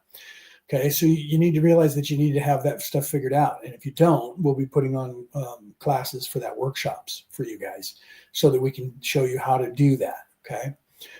So I don't know what we're going to do for the cost of that. We'll have that up. It's not going to be a lot of money for those courses, but it is going to be, unless you want to do it on your own, you can do it on your own. We're not going to get offended if nobody wants to join the class. But I'm telling you, if you want to stop having crap in your life and you're moving up and you're becoming any kind of energy user in any way, you need to understand. You need to understand how to protect yourself. If you don't know how to do it now, you need to find out how to do it, okay? So we're going to be doing that. I'm going to be doing Reiki, doing attunements for people. So if you guys want to become Reiki practitioners, we're also going to be putting up what is Reiki. People are like, what is Reiki? And people don't understand what that is. We didn't even think about that until people started asking us that question, and we have it in the workbook. But if you're just finding out what Reiki is, you're not going to want to join a class. So we're going to be talking about that. What is Reiki? And we'll have that posted for people that want to learn. Reiki is Japanese words Reiki, which means light energy. Okay. And that light energy comes from source, comes from the universe. And, so we'll get into that. I'll probably do a broadcast about what is Reiki, probably do a class on that online on one of my lives. And I'll be telling everybody, come on in and learn what is Reiki. And Brooke and I will be talking about Reiki and explaining to you what is Reiki right out of our book, right out of our workbooks that we'll be handing out in the class. But we'll be reading that to you guys. We might even do it on Zoom in case people don't want to be online. So we might do a Zoom call. We may, otherwise we might just do it, like this online. So we'll see. Okay. So you guys need to realize that the progression of what happens is you make a choice to become, say you decide you're going to be in service to others. Then your light starts to change, and it becomes more indigo because you're moving into that indigo ray. You start moving up in your chakras. And so your light becomes a blue light that they search for, evil people search for, and try to stop you from doing it and punish you to keep you looking here and not having time to do that. Well, I got to put that spiritual stuff on the hold for a minute because my life is shit, right? You have to learn how to balance your shit life with your spiritual life. And we're going to teach you that as well in that class. Okay. We're going to teach you how to do that. And that's not easy to do because you have to constantly do it over and over. Right. So we're going to be working on that because you guys need that here. So we're going to have workshops that we're going to be doing to teach you guys this stuff because we need to get you guys working on that. People need to become aware of that. We have the tools. We're showing you the tools. Some of you are going, so what do I do with these tools? So we're going to start showing you guys what to do with the tools. Okay. So you guys need to look into that because the progression is you can do it on your own. It's harder. But right now you have this system that has been set up on top of the system that's already supposed to be keeping you here. So you have a system that is designed to give you what you want. So if you don't know what you want and you're accidentally blocking yourself, this matrix, this place is going to help block you because that's what you're doing because your focus determines your reality. So if you're blocking yourself, it's going to assist in that. Eventually you get tired of that and then things normally change. But because of what has happened here where these people made you extra stuck, evil people understand how the matrix works and they're keeping you extra stuck. Okay. They're still doing that to you. The programming on television, the internet, everything is programming you away from paying attention to spirituality in any way. Okay. Once you start looking at that, you start going down that path, you'll realize it. So how do we do that? How do we quiet the mind? I can give you those secrets right now. Okay. Chandra's here. Welcome. I didn't see you. You were there, right? Hi, Leo. And ask, right? Yeah. If you want to ask questions, right? Ask everything, right? Oh, hi, Leo and all. And it came out ask, right? Chandra, welcome. That's hilarious. So literally you have to figure out, here's the secrets to everything. You have to look at what you're doing and realize, how do I quiet the mind? Some people say, I don't even understand what you're saying. I can't quiet my mind. I have a hard time going to sleep. My mind won't shut up. It's because you're listening to the ego. You're not taking control. The ego's just going, yap, yap, yap, yap, yap, yap, yap, yap, yap. The thinking mind starts doing that to you as well. Okay. Then your ego can get into it with your conscience, right? Your ego's going, you should do this and screw everybody else and forget about that and just become, evil like everybody else because that's how you get rewarded anyways. And then your conscience would go, no, don't do that. And so you're hearing this narrative that's playing out, which is normal. But you can't silence that sometimes when you're going to sleep. And that's constantly going and your mind's constantly thinking. That's because you've allowed it to run. You've allowed it to run wild. So we can teach you how you can calm that. And I tell you this all the time. We teach this all the time. You do it. You just don't know you're doing it. Okay. So we show you how you're doing that. And I used to do that all the time with a 30-second meditation, right? It takes 30 seconds for you to actually experience it. So when you're meditating or praying or doing anything, it only takes a few seconds for you to actually have that happen to you. You do it a lot. Like, you're sitting there and there's a sunset or a sunrise, and you stop and go, wow. And you sit there and you look at it. Well, while you're doing that, you're sitting there, you don't realize you're not thinking. But you didn't die. You didn't disappear. You didn't go away. You're still there because you're experiencing. Because the truth is, you're the experiencer. The thought is the third dimension construct. You think in concepts, an entire concept. And people say, how can I tell if I'm starting to wake up? First of all, you start looking around and realizing that things aren't the way they used to be and that they're lying to you on programs, news media, legacy news. If you start realizing that stuff, you're already starting your ascension. You're already starting to question everything, and you're starting to have the realization of what the fuck is going on. Pardon my American. So you're already starting to do that. If you're not, you'll think everything I'm saying is crazy, and you won't be here because I've been on the air for 1 hour and 45 minutes, 1 hour and 46 minutes. So you're not here right now unless you just tuned in somewhere around the world. Okay. So you start to do these things. You already start doing that on your own. And once you start questioning and you start looking into things and asking questions, whether you're listening to people like me or not, doesn't matter. As long as you're walking your path and you're questioning everything, you will change. Okay. So once you start getting to that place, you then become a target because they want to punish you for doing that. So you have to become more diligent and realize I have to cleanse, I have to balance, I have to protect myself. I have to reflect negative energy all the time because it's out there and it's going to fester and it's going to try and distract you. This place will try to distract you away from that. So you have to then go, this is what I have to do. While you're doing those things, you can be doing other things in your mind. So how do I quiet the mind to go to sleep, Leo? You keep touching on it, but you don't tell me. You have to raise your vibration. You have to raise your vibration to a point where the thinking mind, the conscience, and the ego can't reach you with their talking. That place exists, and you do it. But you don't realize you do it. You do it at you go and you see some landscape, or you go into a museum, or you go into an art festival, and you stop and you look at a piece of artwork and you go, wow. And you just stop. And you're looking. Sunset, sunrise. Something catches your attention. And when it does, you just stop and go, there's nothing going on in your head, even if it's for a second, for a few seconds. That is that place. That is that Zen place. That is that higher self place. That is the place that is outside, above in vibration, the reach of your mind, reach of your thinking mind, reach of your ego, reach of your conscience. It's you now. You're the experiencer experiencing. That's the place you're trying to achieve at all times. And it's hard to stay there because this place distracts you. Other people distract you. Programs distract you. Everything tries to get you pulled back down to here. You have to become self-aware of that. That's why we're teaching a course on it. You have to become aware of those things. The first step in avoiding a trap is knowing of its existence. So you have to be aware that things are trying to trap you. Then you pull your vibration back up to that place. You have to give into the fear that I'm going to cease to be and die if I'm not thinking. So you have to finally get to that place to realize I am not the thinking mind. I am not the pain body. I am not the ego. I am not the conscience. I am the consciousness. I am, there's that word again. I am an immortal soul. I am an immortal spirit. I am something higher than this. This is who I am here. It is not who I actually am. I am not this personality.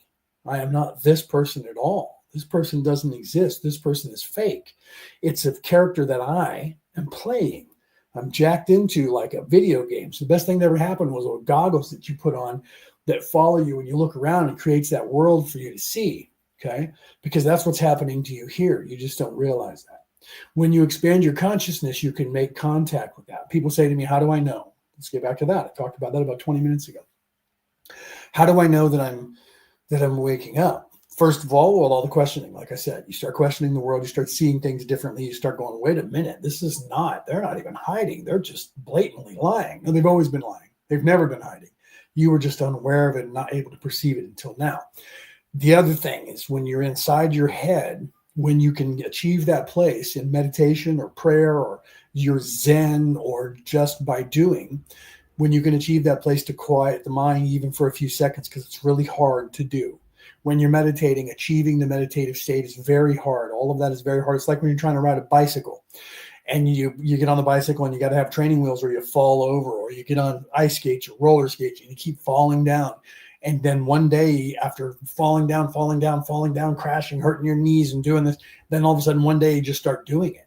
Your body gets used to it and starts doing it. Same thing. It's really hard to achieve that meditative state where you're at peace. Okay. And you'll never do that if you're not in service to others. If you're in service to self, you will never reach that place because you will always be self-serving and not caring about other people. And you'll always have that ego talking to you. But if you're in service to others, you'll be able to achieve that place. You don't have to meditate. You don't have to pray. You don't have to believe in anything. Okay. Other than yourself. You have to believe in yourself, and you also have to believe that there is something more than this place. You don't have to believe in God. You don't have to believe in any of that. You can believe your God for all I care. As long as you do, but if you believe your God, then you're going to start becoming self-serving. So quickly you're going to move away from that and be right back here in the 3D, stuck here. So you have to be aware that there's a trap. The trap is this place. The trap is you. The trap is everyone around you. The trap is the programming on every outlet that there is on the entire face of the earth. And evil people are aware of that, and they're programming to keep you here in this place and never look anywhere else. You go to church, they're going to teach you how to sit down and listen to them and keep coming back. They're going to teach you how to obey. They're not going to teach you how to get to heaven. They're going to tell you, as long as you come to church, you're going to get to heaven. Give me money, give me green, heaven you will meet. Make a contribution, you'll get a better seat. Bow to Leper Messiah, Metallica song, talking about that, singing that 40 years ago, singing about this place being stuck in the dogma and bureaucracy of religion. Not saying that religions are bad. You just have to understand that they're a trap like everything else. They have been controlled and edited from the top. Council of Nicaea, First and Second Council of Nicaea, King James. Different people throughout time have edited these. The popes in Rome edited the religion to tailored it to trapping you, keeping you here. Okay. But it's still there in those religions. The information is still there. It's in their books. It's in their Bibles. And that's why I'm showing you that stuff on my podcast, which I will be doing on Friday afternoon or Friday evening if you're in the North American continent, and Saturday morning if you're over here in Australia. Okay. That's why I do that every week, because I'm showing you these different Talmuds, these different books, these different Bibles, these different philosophical and spiritual practices, showing you how they're all actually very similar. And it's not because they all were stolen from one script. They're all similar because the people from all of those times woke up to the exact same information or came here to teach you the exact same information, which is universal. They didn't steal the scroll from somebody else and pretend. Okay. They all learned the same information. They were all giving each other the same information or telling the world the same information because they were awake, pulled back the veil and got access to the Akashic record, the halls of Amenti, the library, whatever you call that entire records of the universe itself. Starts with the records of you, then it goes to the records of the people of Earth, then it goes to the records of this quadrant of the Milky Way galaxy, then the Milky Way galaxy, and then when you move up high enough, it becomes the universe, then the multiverse, and then you get the records of everything everywhere that is back to the Creator. Probably too much for you. Okay, so you then can quiet the mind, and that's hard work to keep the mind quiet, to move up above that, okay? That's hard work to move up above that and keep that mind quiet. We will teach you that, or you can find anyone else that will teach you the same thing. You can go wherever you want to learn that. But we will have courses that my wife and I will be teaching to show you that. There'll be Zoom courses for those of you who can't attend in person, obviously. We will have those set up so that it'll be at an appropriate time when it won't be too late for anybody and it won't be too long. So it won't be like you'll be coming on and go, Jesus, Leo's going to talk for 4 freaking hours. We're not going to do that. Okay. We're structuring it so that we give you information, take questions, answer those questions. And, it might be a couple of hours, maybe 2-3 hours a week, maybe 3 hours at a time, once a week or twice a week, but it'll be, a lot of information that you will get in a very short period of time. And you'll be able to ask any question. We will teach you these things. Quiet the mind, learn how to start doing that, get yourself into that place. That unlocks things very quickly for you.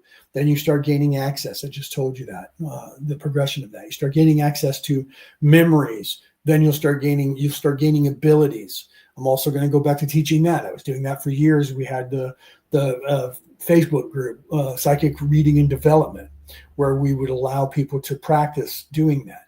We're going to start doing that. We're going to start doing readings. We're going to start training people again. Okay. So you can open up and unlock any ability that you want. And hopefully we'll be able to do like I was doing then. I'll teach you guys and allow you to remember how to do it. And you unlock that. Then you go out and do the same thing and help other people. That's ultimately what we're trying to do, is get everybody to where they can wake themselves up and then go and wake other people up. Okay. Because the more people that we can get awake here, the higher the vibration, the quicker everybody has the ability to be able to leave when they're supposed to. And we can move this place into 4D. Right. Then myself and my team and all the people in these coalitions that came down here, we can leave and go to the next planet that is waiting for us to go and clean that one up. Right. Or we can take some time off. I got some really tired people that are here with me who have been here for a very long time, who want to have a vacation, and they're hoping that this life is going to be the last one on this earth. And it will be if we do our jobs right. So I believe that we're doing our job right. So I believe it's going to happen. You're seeing the differences now. By 2030, this place is going to be completely different than it is. 2032, it's going to be even more different. By 2050, some of you won't even know that this place was existing this way because you won't remember it. Okay. And you'll go, I don't know what you're talking about. It's always been like this. You guys strive, world wars. What are you talking about? That stuff ended decades ago. Let's hope that you guys have that memory. Those of you who are not ready to have it, because that's what we're shooting for. So we'll continue doing that, right? But you need to understand that it's taken a lot of us to come here from a different place. So when people are like, we will first contact from the aliens is going to happen. 86% of the population of this earth currently is not from this earth. Just saying. Physically, everyone that's on this planet is from here. There's not very many people who came here not physically. Okay. Well, there are, but I'm not going to get involved in that because that'll freak you out anyways. Right? It's freaking dolphins and whales just for 2. Maybe a couple of Sasquatches, right? And Bigfoot. And there's other people here, but most of you aren't even ready for that. So you're like, first contact is going to happen. First contact. You're probably a contactee. You're probably someone who has come here from another place. You just haven't woke up and remembered it. That's the funny part about that. Anyways, I know I laugh at it, but I probably shouldn't laugh at it. Okay. So first contact, everybody's waiting for the government to officially say aliens exist, because somehow that makes it true. And it won't be true until the government tells us so. What does that say about your thought process? Why do you think that you need the government, the authorities, to tell you that something exists for you to believe that it exists? You should ask yourself that question. That's the questions you should be asking. Not how come, what makes you think, Leo, that something is, what makes you think? That is a concept that is a third dimensional concept. What makes you think? That's third dimension. How do you know is fourth dimension, not what makes you think. How do you think that what makes you think you know? That's third dimension. How do you know the answer to that? Where did you gain that knowledge from? That's 4D talk and 4D thinking. Okay. Thinking is a concept that is third dimension. Knowing is a concept that's fourth dimension. Okay. Program from the start of grade school. Absolutely. Woo Rider said that on YouTube. Absolutely. I was just talking about that, telling Brooke, who grew up here in Australia, that in America, when you go to grade school, the first thing they have you do is stand up and pledge allegiance to the flag of the United States of America, right? I pledge allegiance to the flag of the United States of America and to the republic for which it stands, one nation under God, indivisible, with liberty and justice for all. And then you sit down and the teacher takes roll. Here, present, whatever the teacher wants you to say. Some say here is okay, others say present. Present, they roll, take a roll of everybody, or they have you sign in and they go by that, depending on where you are, what school. And then everything they teach you is to sit down, shut up, and do what you're told. Don't think for yourself. Don't think outside the box. Don't even think that you're going to go ahead and study on your own. Wait right here in this little box, and we will feed you the answers to your questions and only give you what we want you to know. Programmed from birth to obey. Absolutely. You're absolutely right. It happens in every country. And that's exactly what they do to you. So by the time you go into college, you're a good little plebe. You're a good little worker bee. And then you go into college and you get your square hat. You get your miter hat, the box hat that says this person is within this box. This person is completely in a box.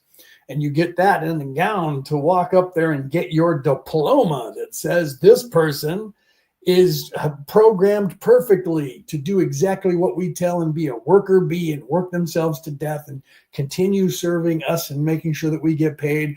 And they're not going to strive to anything very big. And if you do, they watch you and see how much they can watch you. And if you look like you're going to make more money than them, they stifle you somehow. They get you on board, get your shit from you, take it from you, and ruin you and push you and cast you aside before you can become one of them and be their competition. Okay. They don't care if you get rich because you're going to make more money for them. They want you to get rich. So if you're evil like they are and you go self-serving and you just feed your ego, they'll reward you for that and you can get rich. But they'll own you and you'll do exactly what they tell you to do. They get the lion's share. You make $100 million, you'll get 10 million of it. They'll get 90 million of it. That's the way it works. Okay. So you got to make $200 million, $1 billion to get $100 million. You'll get used to it and you'll like your table at the baby kids table because at least you'll have that. You'll try to keep moving yourself up. And at some point you'll go, I got mine. I don't care anymore. I don't want any trouble. I just want to get rich. So I'll do whatever you want. And then they'll pimp you out. They'll rape you. They'll film you. They'll do whatever.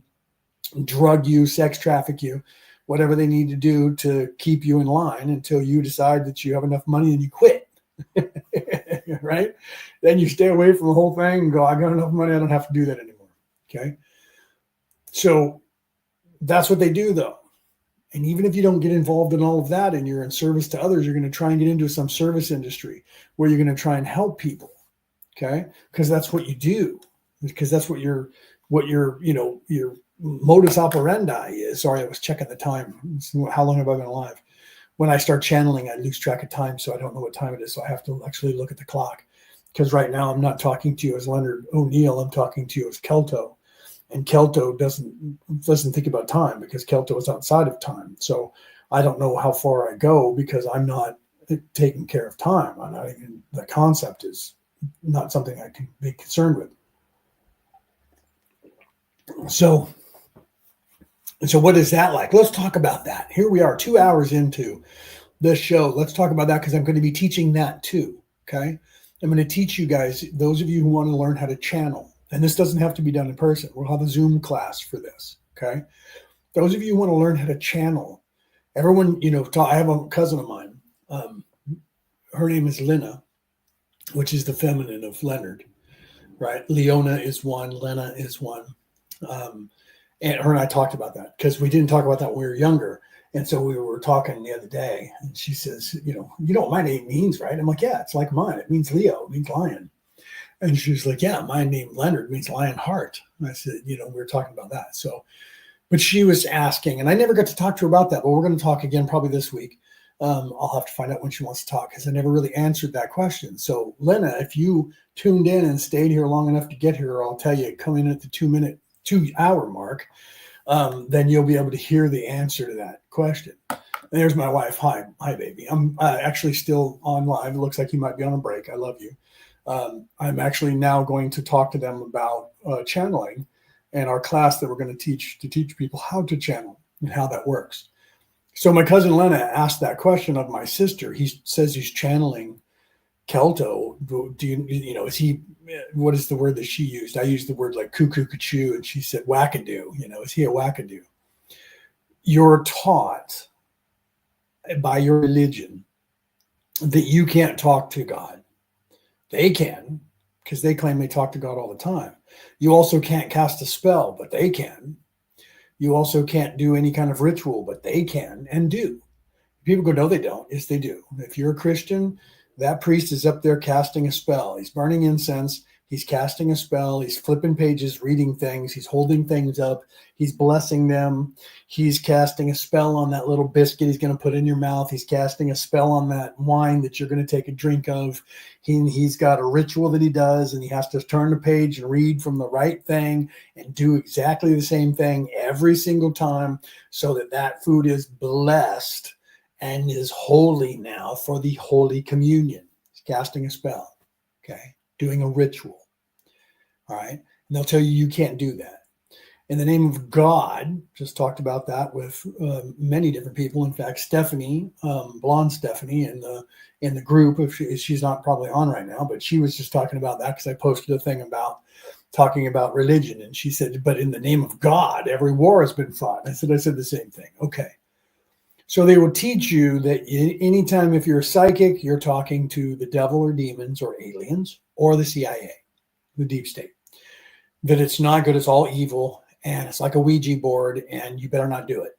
Why? Because they don't want you doing it because you can't expand your consciousness. Because if you expand your consciousness and you learn the difference between dark entities and light entities and who can trick you and who can't, if you've had training, then you can't be tricked by negative, evil entities to give you information, and you will learn the difference. You have the confidence because you learn how to channel. Just like the guy who channels Bashir. He tells the story that he went and saw someone channeling, and he thought, wow, I wonder if I can do this. And he went to somebody professional who knows how to do it, who taught him. They said, yes, you can do that.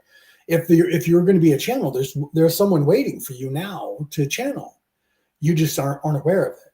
I don't think he's aware of who Bashir is. I believe Bashir is his higher self. I don't know if he knows that or not. And it's not as important because if I tell you that Kelto is a 11th density, 12th density, 12th dimensional being, and I leave it at that, everybody's going to love me. The second I say it's me, it's my higher self, they go, oh, she's making this shit up. So I even told my wife I would be better off by not telling people that Kelto is me. I would make more money. She said, you probably would. Because then everybody would be like, he's talking to an alien, and everybody wants to tune in. The second I say Kelto is me, they go, oh, I'm out. This is just some guy making shit up. Do you see? But it's not. And it's no different. So most people who are channeling somebody, they're not going to tell you it's them. They don't want you to know that. Sometimes it's not. Sometimes they believe it's not.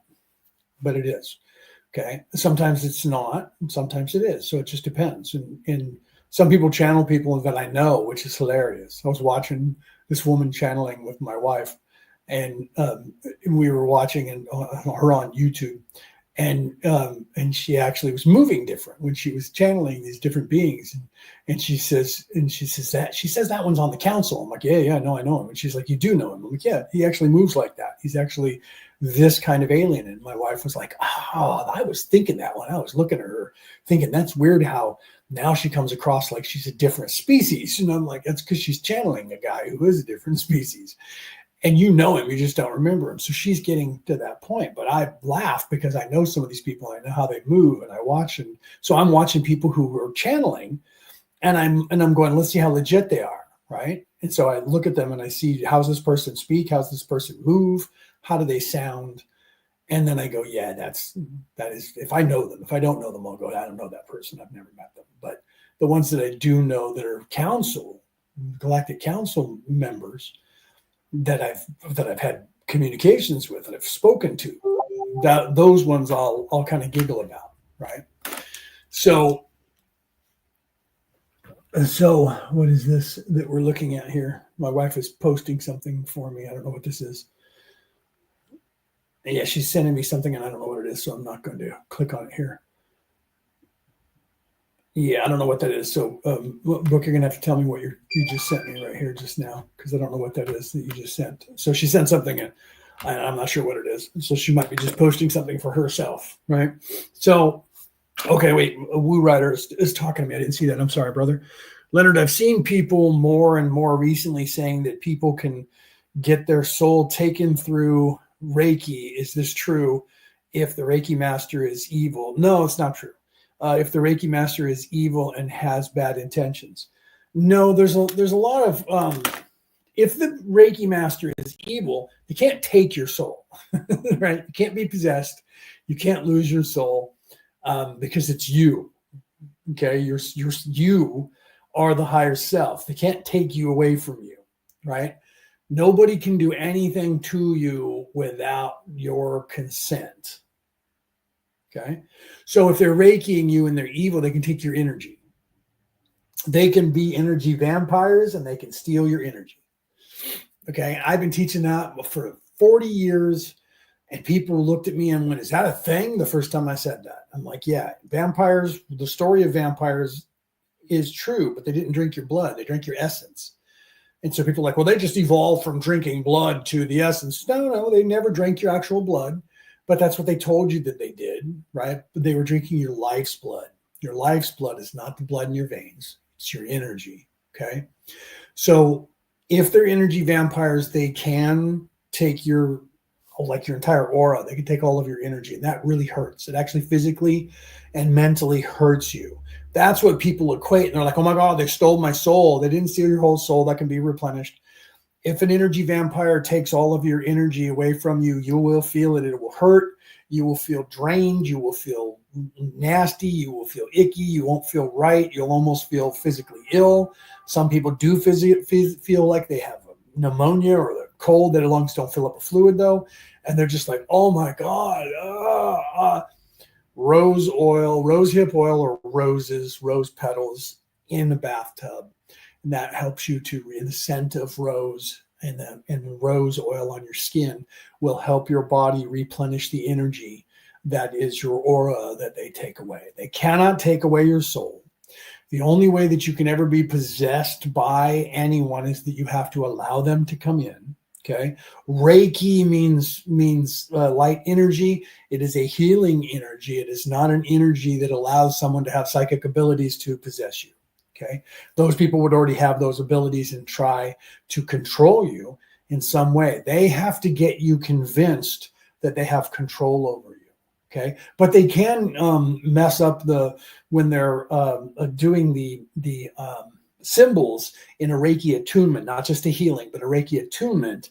And they can put the wrong attunement, or they can put the wrong symbols in you, or use dark symbols to try and control you in some way. But you still have the ultimate authority. But if you're unaware of it, they can start to try and get into your head and control you. Okay. But they can't possess you. They can't take your soul away. You can't sign your soul away to the devil. You kind of do when you become self-serving. You're signing your soul away, basically, to darkness, to being in service to self. But if a Reiki person, that's like saying somebody who is a Hindu or Hindu or Santorini, they go, "Oh, if you watch out, I saw that movie. I forgot the name of it.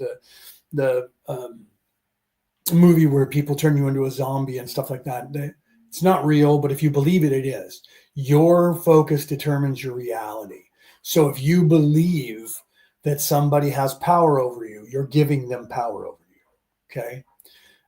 And so if you believe, if someone tells you that man is so powerful, he can tell you to kill yourself and you'll do it. If you believe that, you'll give them that power.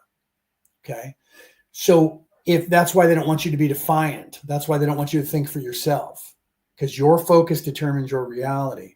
So what you do here, that's why they're telling you they get you in this caste system to where there's one person at the top. They even do it with God, one monotheistic male dominated God religion, and you're beneath that God. And then there's the God itself, and then the gods on earth, or the Pope, and that little tier that comes down, and the clergy and the police and the government and the police and the military and your doctors and your teachers and your lawyers and your, all of those people are different pillars of society. Do you notice? Pillars of society, and it's a caste system below that, and you're way down here at the bottom being treaded on by everybody else. Okay. And then they will get you afraid and keep you in a low vibration and in fear so that you're easier to control. And then they'll say, if you jack off, you're going to hell. If that person can take you, don't get on a Ouija board because the devil will get in there and the devil will lie to you and then it'll take control of you and it'll possess you. That's the stories that you still tell children. They originally were designed to keep people from doing those things without learning how to defend themselves first. But evil people will use that to their advantage, and they have, and they're like, don't go do anything that has to do with anything spiritual on your own because it's the devil, and the devil's going to possess you and take your soul. Your soul can't be taken from you because it is you. Do you see? Your life can be taken from you because it's just this body. They can't kill your soul. They can't damage your soul. They can't make your soul forget. There's people that'll tell you that. Don't go into the light when you die because that's actually a machine that's going to go to your immortal soul and erase your memory. And then they're going to capture your immortal soul by these other machines, and they're going to implant you in a body and come back down here again. So the truth of that is, if you're not ready to graduate the third dimension into the fourth dimension, you are going to recycle and come back down here. But you're doing it to you, not machines. You're doing it because you've signed on to do this. You volunteered for this, and you have a certain amount of things you're supposed to learn before you can leave here, okay? No one can take your soul from you. You can also not, if you're astral projecting, you cannot get lost and never find your body again. There's a silver cord that is attached to the body that you're assigned to. And you can be on the other side of the fucking universe. And if you're out too long, then the universe itself will literally pull you back to your body, and you'll come flying back in your body and go, boom, and you'll wake up and go, what the hell? I felt like I was in the air and I hit the ground because you were out of body. Okay. So let me see. Can you put up the email in the chat one more time? Yes, I'll type that. And Brooke, if you're here, type that in the email real quick. If not, I'll type it in the and put it in the chat. Oh, actually, if you put it in the chat, you're on Facebook and he won't see it. I'll put it in the chat. Type one more time the email, the one to contact you for the podcast. I'll give you the business email. Okay. Well, let me put that, because my wife and I both do that. So you can contact your buddy and see if you want to have me on there. But also, if you want to buy my book, you said for sure the email to book you for the stream. Yeah. All right. So let me give you Merlin and Maeve. Oh, did I hit space? I always do that automatically. Merlin and Maeve at gmail.com. Okay. Oops, did that backwards. .com. Okay. There's the email. Merlin and Maeve at gmail.com. MERLINANDMAEVE at gmail.com. Merlin and Maeve at gmail.com. Weirdly, that's supposed to also come up in Facebook, and it did not come up in Facebook. It only came up in the YouTube channel, which is weird because I'm on StreamYard and I typed it in there and it should go over to Facebook, but it didn't. So I'm going to put that in Facebook as well. Okay.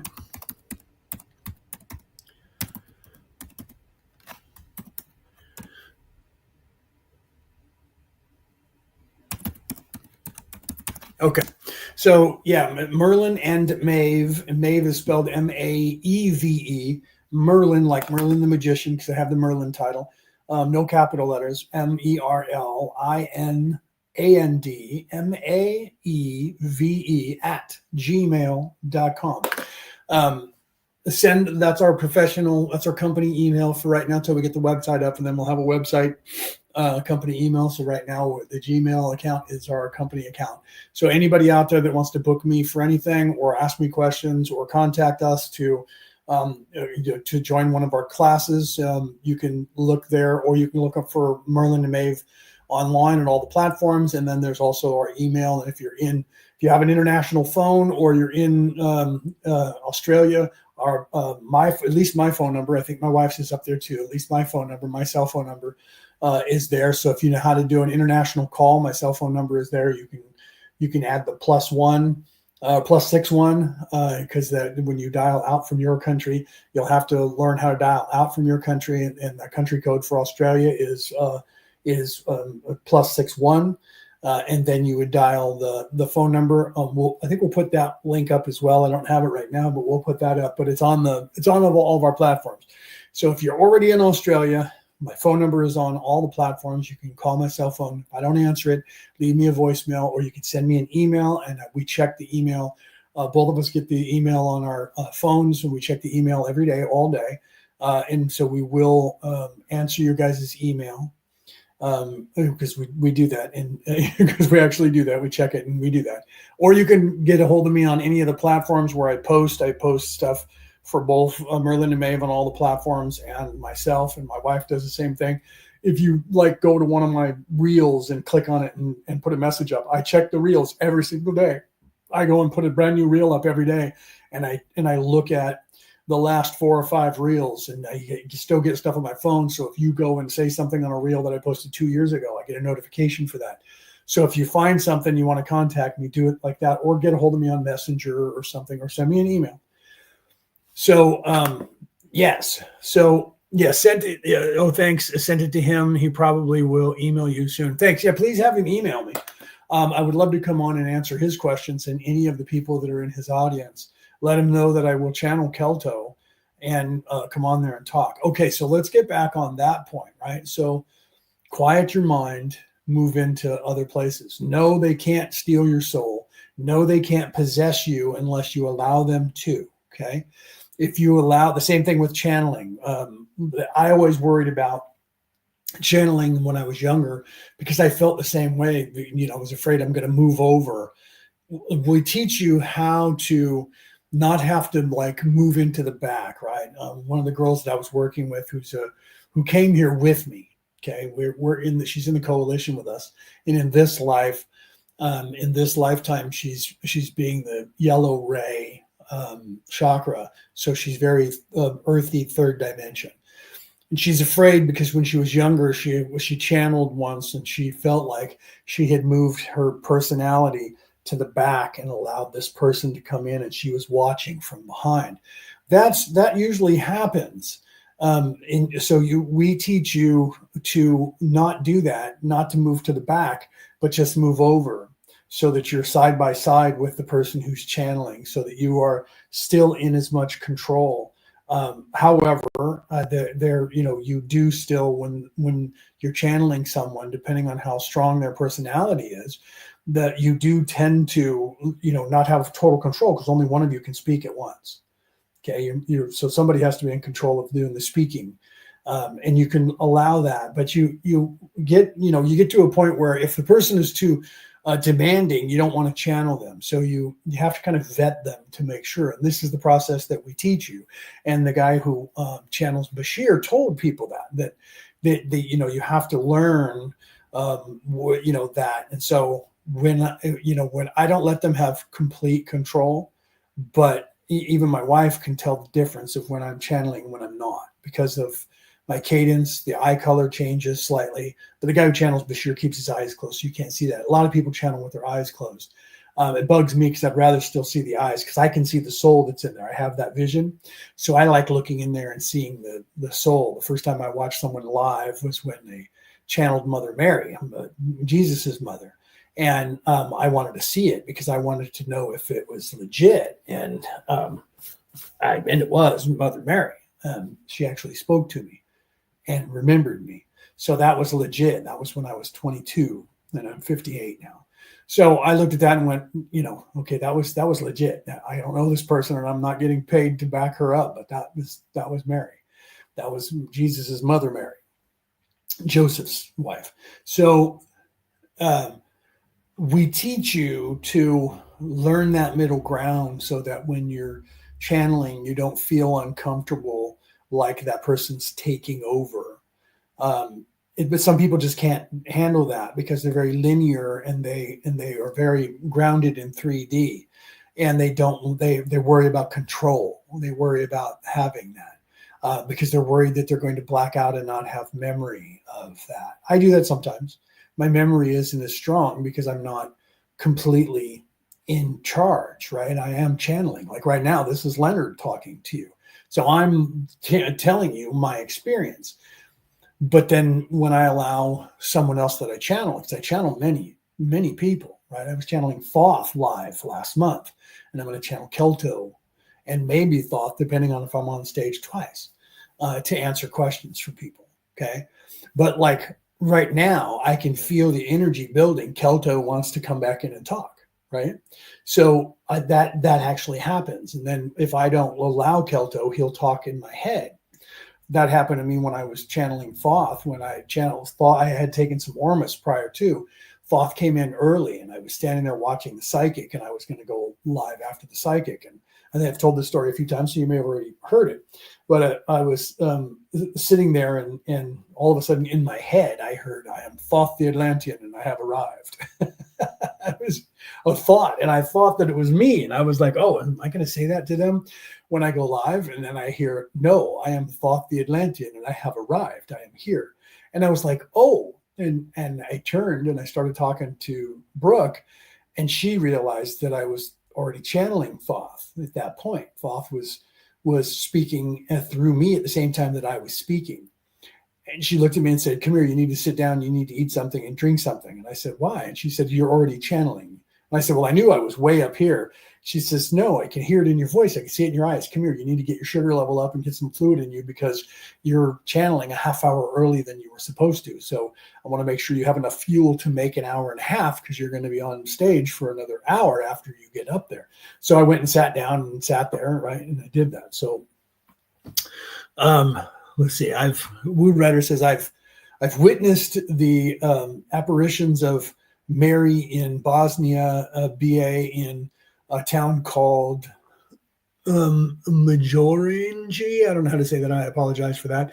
Medjugorje in the late 2008, and was also in early 2009, where there was a strong smell of roses present at the peace feeling of peace. Right? She's very Mary, and especially Mary Magdalene is very attached to the rose. The Rosicrucians, the Templar Knights, building all of the churches, and a lot of them, even the Anglicans and the Roman Catholics, building their churches with the rose there because of that. So yeah, it's kind of cool, right? This really happened. I couldn't believe it at first, right? And you were actually smelling roses too, right? So yeah, it's a thing, right? And so yeah, now I got Kelto who's trying to pull in again. So we'll let him go back to explaining some of the stuff, but we will teach you how to get that neutral ground where you're not in the background, and so you're not like watching like a dream, or you're not blacked out and not remember what's happening, so you can stay conscious. I had shaman training, so it was part of my druid training to be able to do this. And so when talking to Brooke about it, she was like, "You need to teach people this stuff." And I was like, "You're right." So even Bashir didn't just come in and take over. Bashir was integrated. And so he talks, Bashir comes in, and you can see how bombastic he is. He's loud. He's funny. I like him. I haven't ever met him, but he's very, he's comical. He's matter of fact and loud. Kelto's not. Kelto he can be, but for the most part, he just sounds like this, right? So we will teach you that channeling. Again, you normally the entity that is going to channel through you, or that you're going to make contact with, you need to just learn how to tell the difference between good and evil energies. Evil can only hide from you in 3D. Okay. Let me say that again. Okay. Evil can only hide from you in this third dimension, and then moving in fourth dimension and less, and then moving into fifth dimension, less again. So it's easier for you to see them. The more awake you become and the less veiled you become, the more that you are capable of seeing negative energy, even when they're trying to hide from you. Okay. And I'm saying that to you as Kelto. So I will be teaching you how to see the difference between that, and you will be able to test yourself to see that. So you'll be able to see it. You'll see it on television. You'll see it in news media. You'll see it online. You will start to wake up to, before you channel something, you will look at people and go, evil, not evil, evil, not evil. That guy he's up to some angles. There's a reason that people use that vernacular, and we'll teach you that in the class as well. But you should learn this from someone.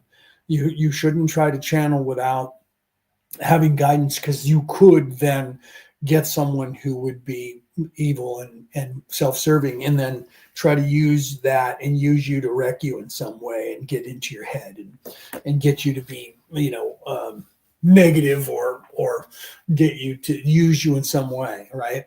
So you do have to be diligent. You do have to be careful.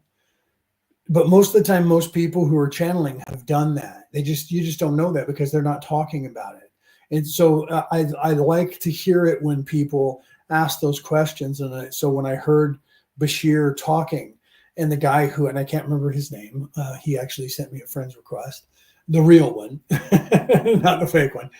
And he actually talked about that the same way I'm talking about it, that he decided when he saw someone channel that he wanted to do that, and he looked into it, and then he talked to people who understood it and were teaching it. Okay. So David, is it Ruiz, right? Just scrolled into this. What is this about? If you just came into here, I'm actually channeling Kelto, and I'm answering spiritual questions right now. The question that I was talking to Woo Rider about was about channeling. And I'm going to be teaching a course for those people who want to learn how to channel, to make sure that they don't mistakenly try to channel something that's evil. Okay.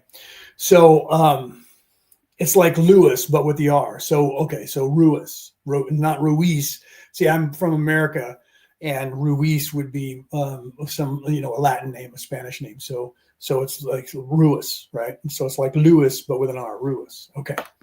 Welcome, my friend. Namaste.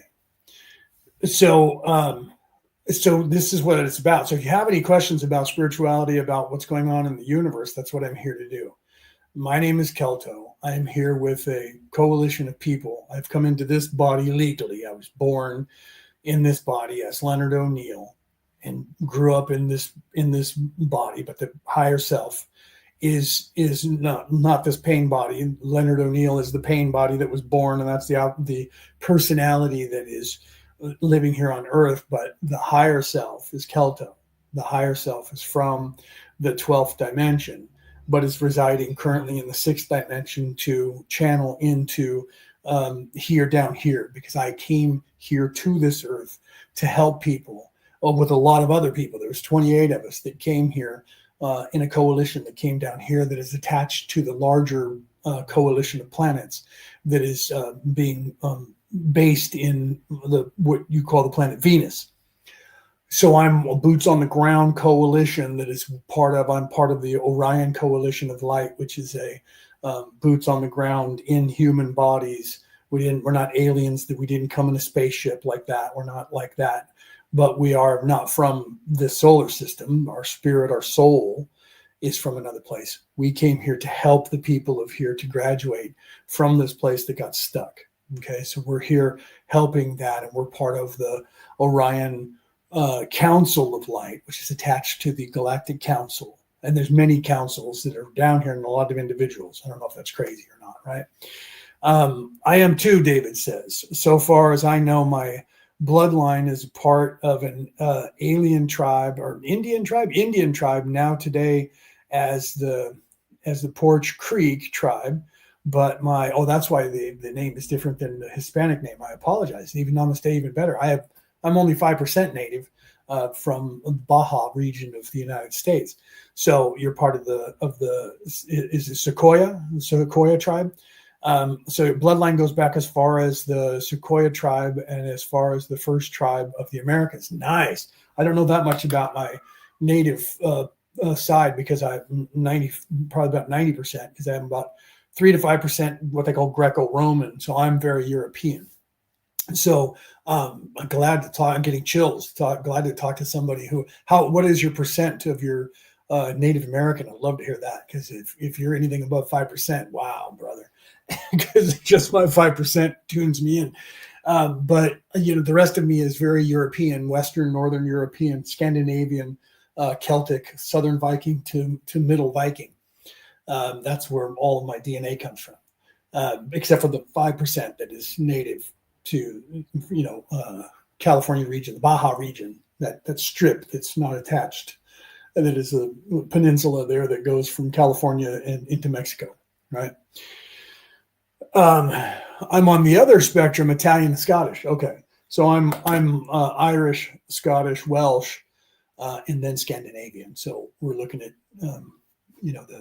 the Geats and the which is no longer, Geatland is no longer there. Beowulf was a Geat, but Geatland's no longer there. The Danish people, the Danes, that region, typo negative that comes from the west coast of Spain. But then that's where the Celts, the Irish, came from the west coast of Spain. So I have that native, but not northern, not the western continent of North America. Just 5% from there. All the rest of it's from over there in Europe. So I'm glad to have you here. So I'm sure that you're very spiritual, right?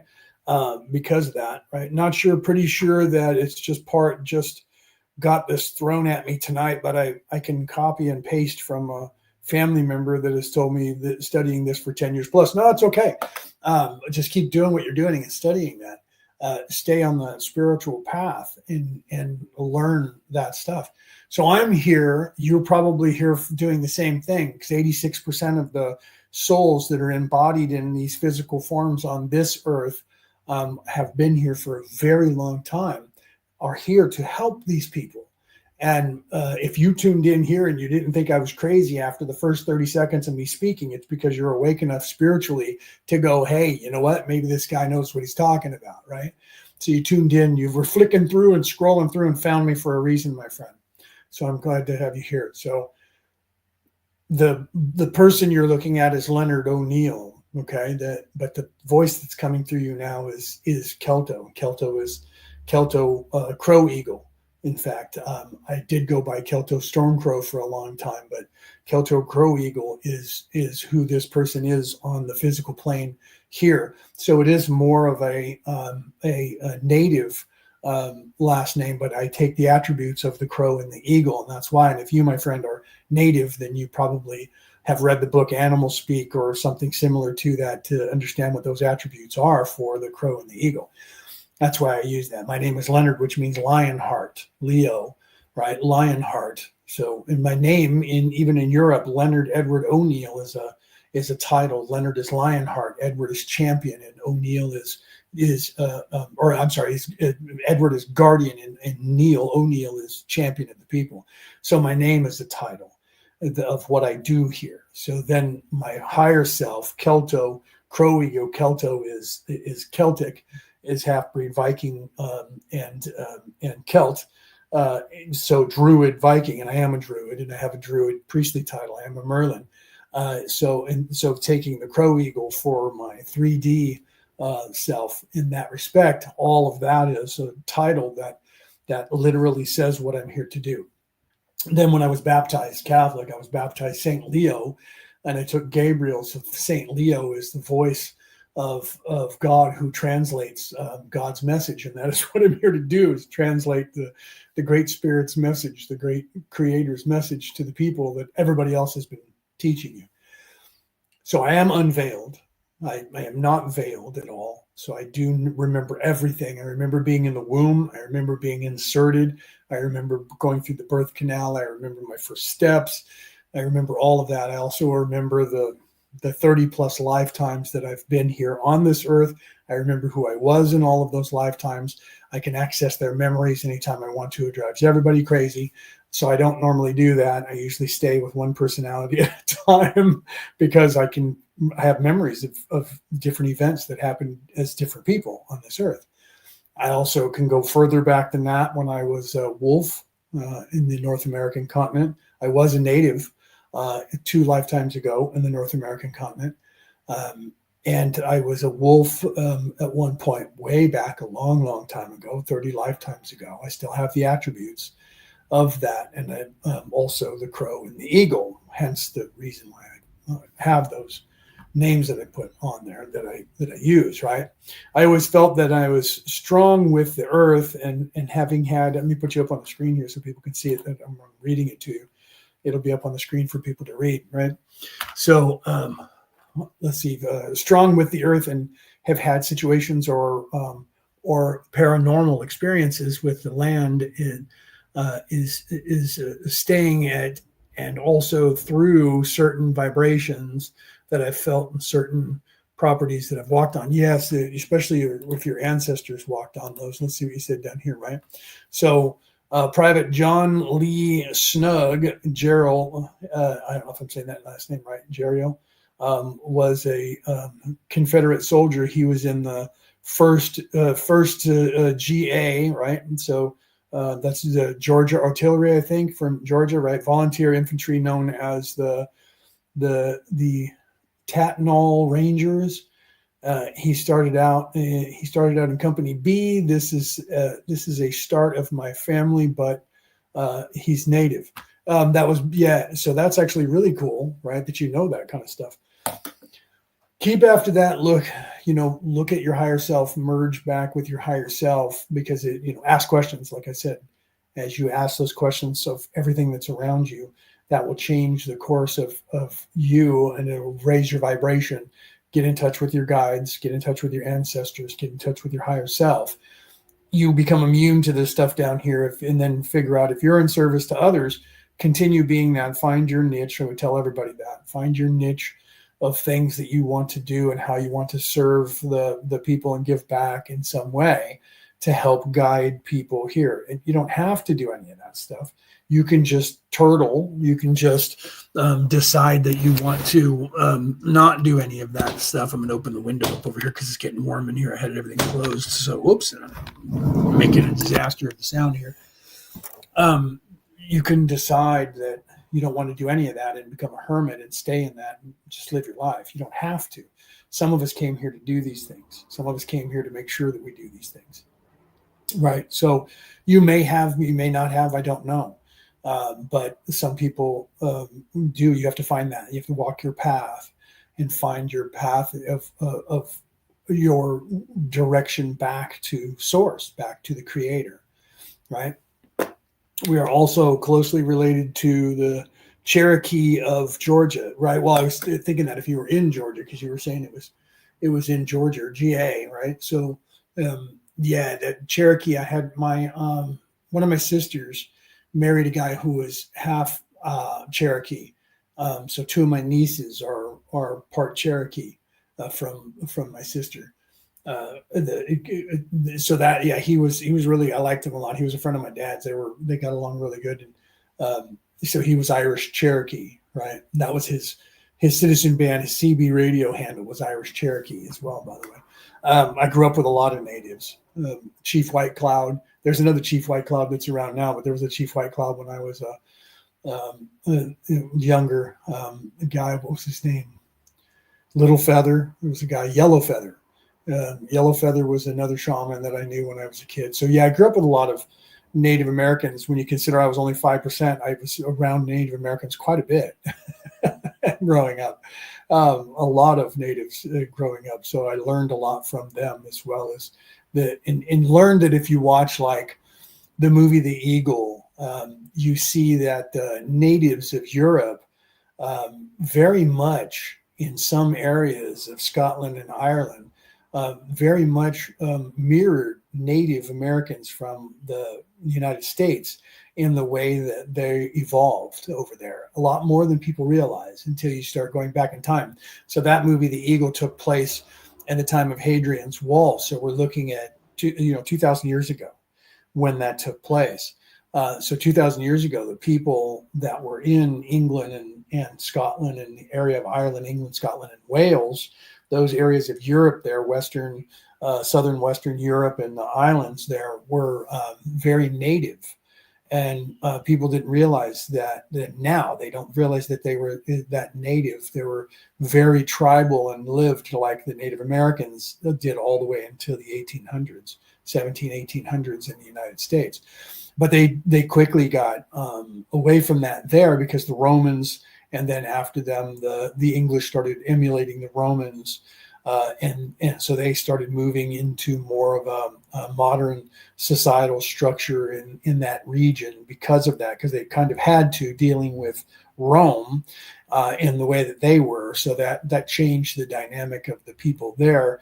And you didn't have that dynamic until, it was kind of doing that, but that was not until later when the Europeans then showed up in the Americas and started wreaking havoc over there, doing what they did, right? Yeah, right. So you guys are closely related to that. So let me get back on point with the channeling, because I kind of moved away from that. It's getting up to the 3-hour mark, so I'm going to have to probably get off here in about 15 minutes or so, unless you guys have more questions. So if you have questions, please type them in the chat. I'm no longer live on Instagram because I was having issues with that, but I am live on Facebook and YouTube right now currently.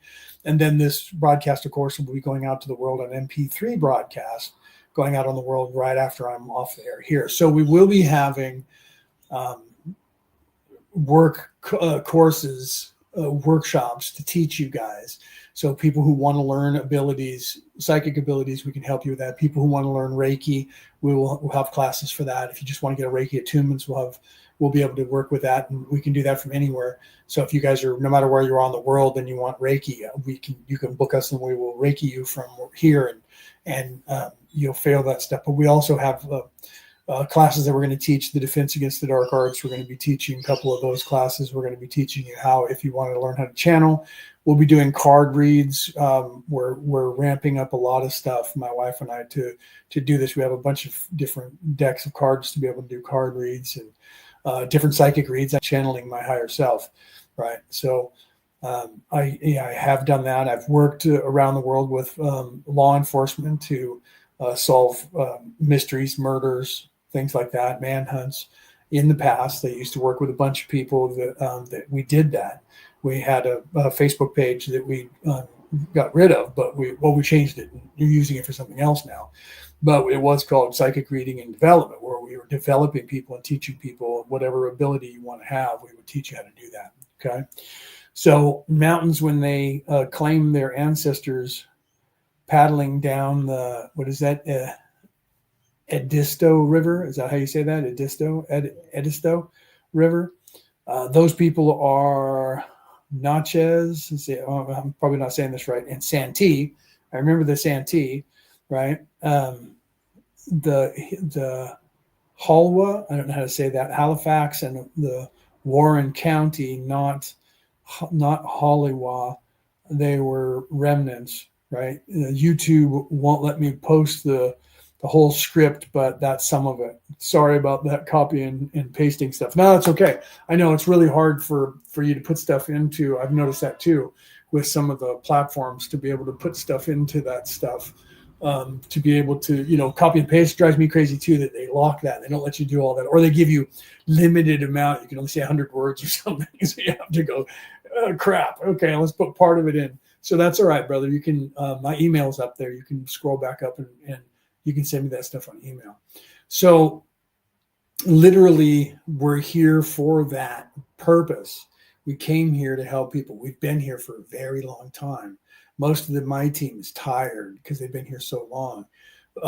Luckily for you guys, most of you don't know this. This is the last lifetime you're going to have to be here in 3D. We're moving everybody into 4D. So by 2030, by 2050 at the latest, most of this world and most of you who are on this world will be vibrating at a 4D level. You're just going to level up, and some of you aren't even going to realize you did it. Okay. That's the way the creator wants this time to go, because this was a great place because of how stuck it was. This school is the hardest school that you can go to, and you volunteered for this, right? So David says, I agree, but it was conquered.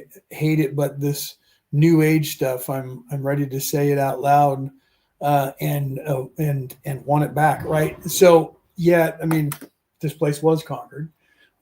There was a group of people that when they left the belt of Orion, they called themselves the Orion Crusaders. People know them here as different secret societies. Nowadays, the catchphrase is the Anunnaki, that the people know them by, the evil empire that came here. This place was taken over. Literally, this solar system, the Terran solar system, or Sol solar system. This name is Sol. The star is called Sol. Your planet's called Terra. You know it as Earth. It just means Earth. The Crusaders conquered 23 solar systems in this sector of the Milky Way galaxy, on their way to the center of the Milky Way galaxy, trying to take over the entire Milky Way galaxy. They, of course, lost. We came here. We are the Patal. We came here right after them, following them because they had just wreaked havoc over in the Orion Nebula in the belt of Orion. So we put together a coalition and we're following them and we're chasing them. We came to this Earth because this place is a college that is a volunteer college that is harder. You get more stuck here. And the people that are here volunteered to come here. But when they got here, they were unaware of that, and they captured this place, then became aware of it and made it stuck even more than it was. This was their base of operation, the first place they landed. And then they took over 22 other solar systems in this neighborhood. And then we showed up and they ran for their lives to get away from us on towards the center of the Milky Way galaxy. And we have systematically freed all of the people and all of the other solar systems. They're aware of it in most of the solar systems, but the last two are the hardest because the other one was just stuck really hard. That one is almost completely freed now. I mean, it's freed, but they just don't know it yet. So it's almost back to where you guys are almost back to where you have the memory of being free. Okay. So, this place is a college that you volunteer for, and it's one of the hardest places to wriggle free from anyways. And then they stuck you even further, and we've come here to help. So David has a question. He says, why is our bloodline so protected but not? Right? That's a good question. I like how you worded that and realized that. Yet I get called Nazi and a liar when I say that I'm native. Yeah, right. I'll get into that in a second too. I'd love to connect and talk to you more about this, brother. Yeah, my email. If you can go on Facebook Messenger, look me up on Facebook Messenger, and then we can chat there. We can even call, on the video phones, and we can talk. We can set up a time. We can talk. If you can't do that, then check my email. You can send me an email, and we can send emails back and forth. I'm over in Australia right now, in New South Wales, and I think you're still in America, so our time differential might throw us off for a bit, but we can figure out the time because it's 9:24 right now in the west coast of the United States, and that means that it's 3 o'clock over here now, or close to it. It's 3:24 p.m. Here in New South Wales because I just moved over here with my wife. She's from here, and we got married, and I'm moving into this country to be with my wife. So, but yeah, we can talk more if you like, brother. Absolutely, right? So, we can just set a time. Yeah, it's 11.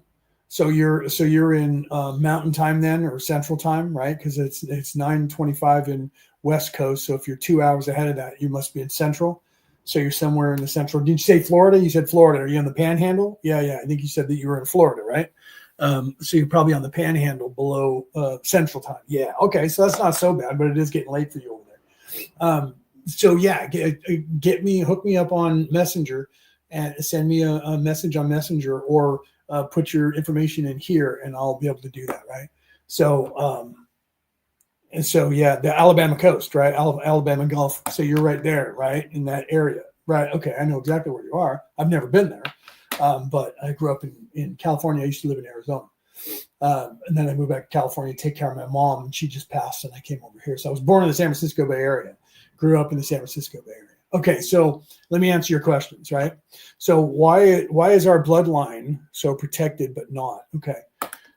your specific bloodline, because of the native, right? People say that you're a Nazi because you say that, because you probably don't look 100% native. I don't. I look very European. So if I say something about being native, people are going to look at me and go, "You're a Nazi," because that's the progressive ideology of the day right now. All around the world, progressives come into a place and they try to take over a place, and they need to put people against each other. That's the modus operandi. See, what you're dealing with here is the remnants of the evil empire, the evil religion. The true religion of evil is not like the true trick. The best trick the devil ever pulled was to get people not to believe that the devil existed. That's not the truth. We know the devil existed because we're talking about it, right? So the greatest trick the devil ever pulled is not that one, because if it was, it didn't work because we know about it. The greatest trick the devil ever pulled was to get everybody to believe that there was that Satanism is the religion of evil. Satanism is not the religion of evil. The religion of evil is politic. It's power, money, fame, control. Okay, it's the caste system. And that's what everyone is living under. You're living under that in every country on the planet. Okay, there is no free country currently in the world. There's a few that are very awake and becoming free. Right. So even, like I'm in Australia, which is a European-based country. You're in America, which is a European-based country.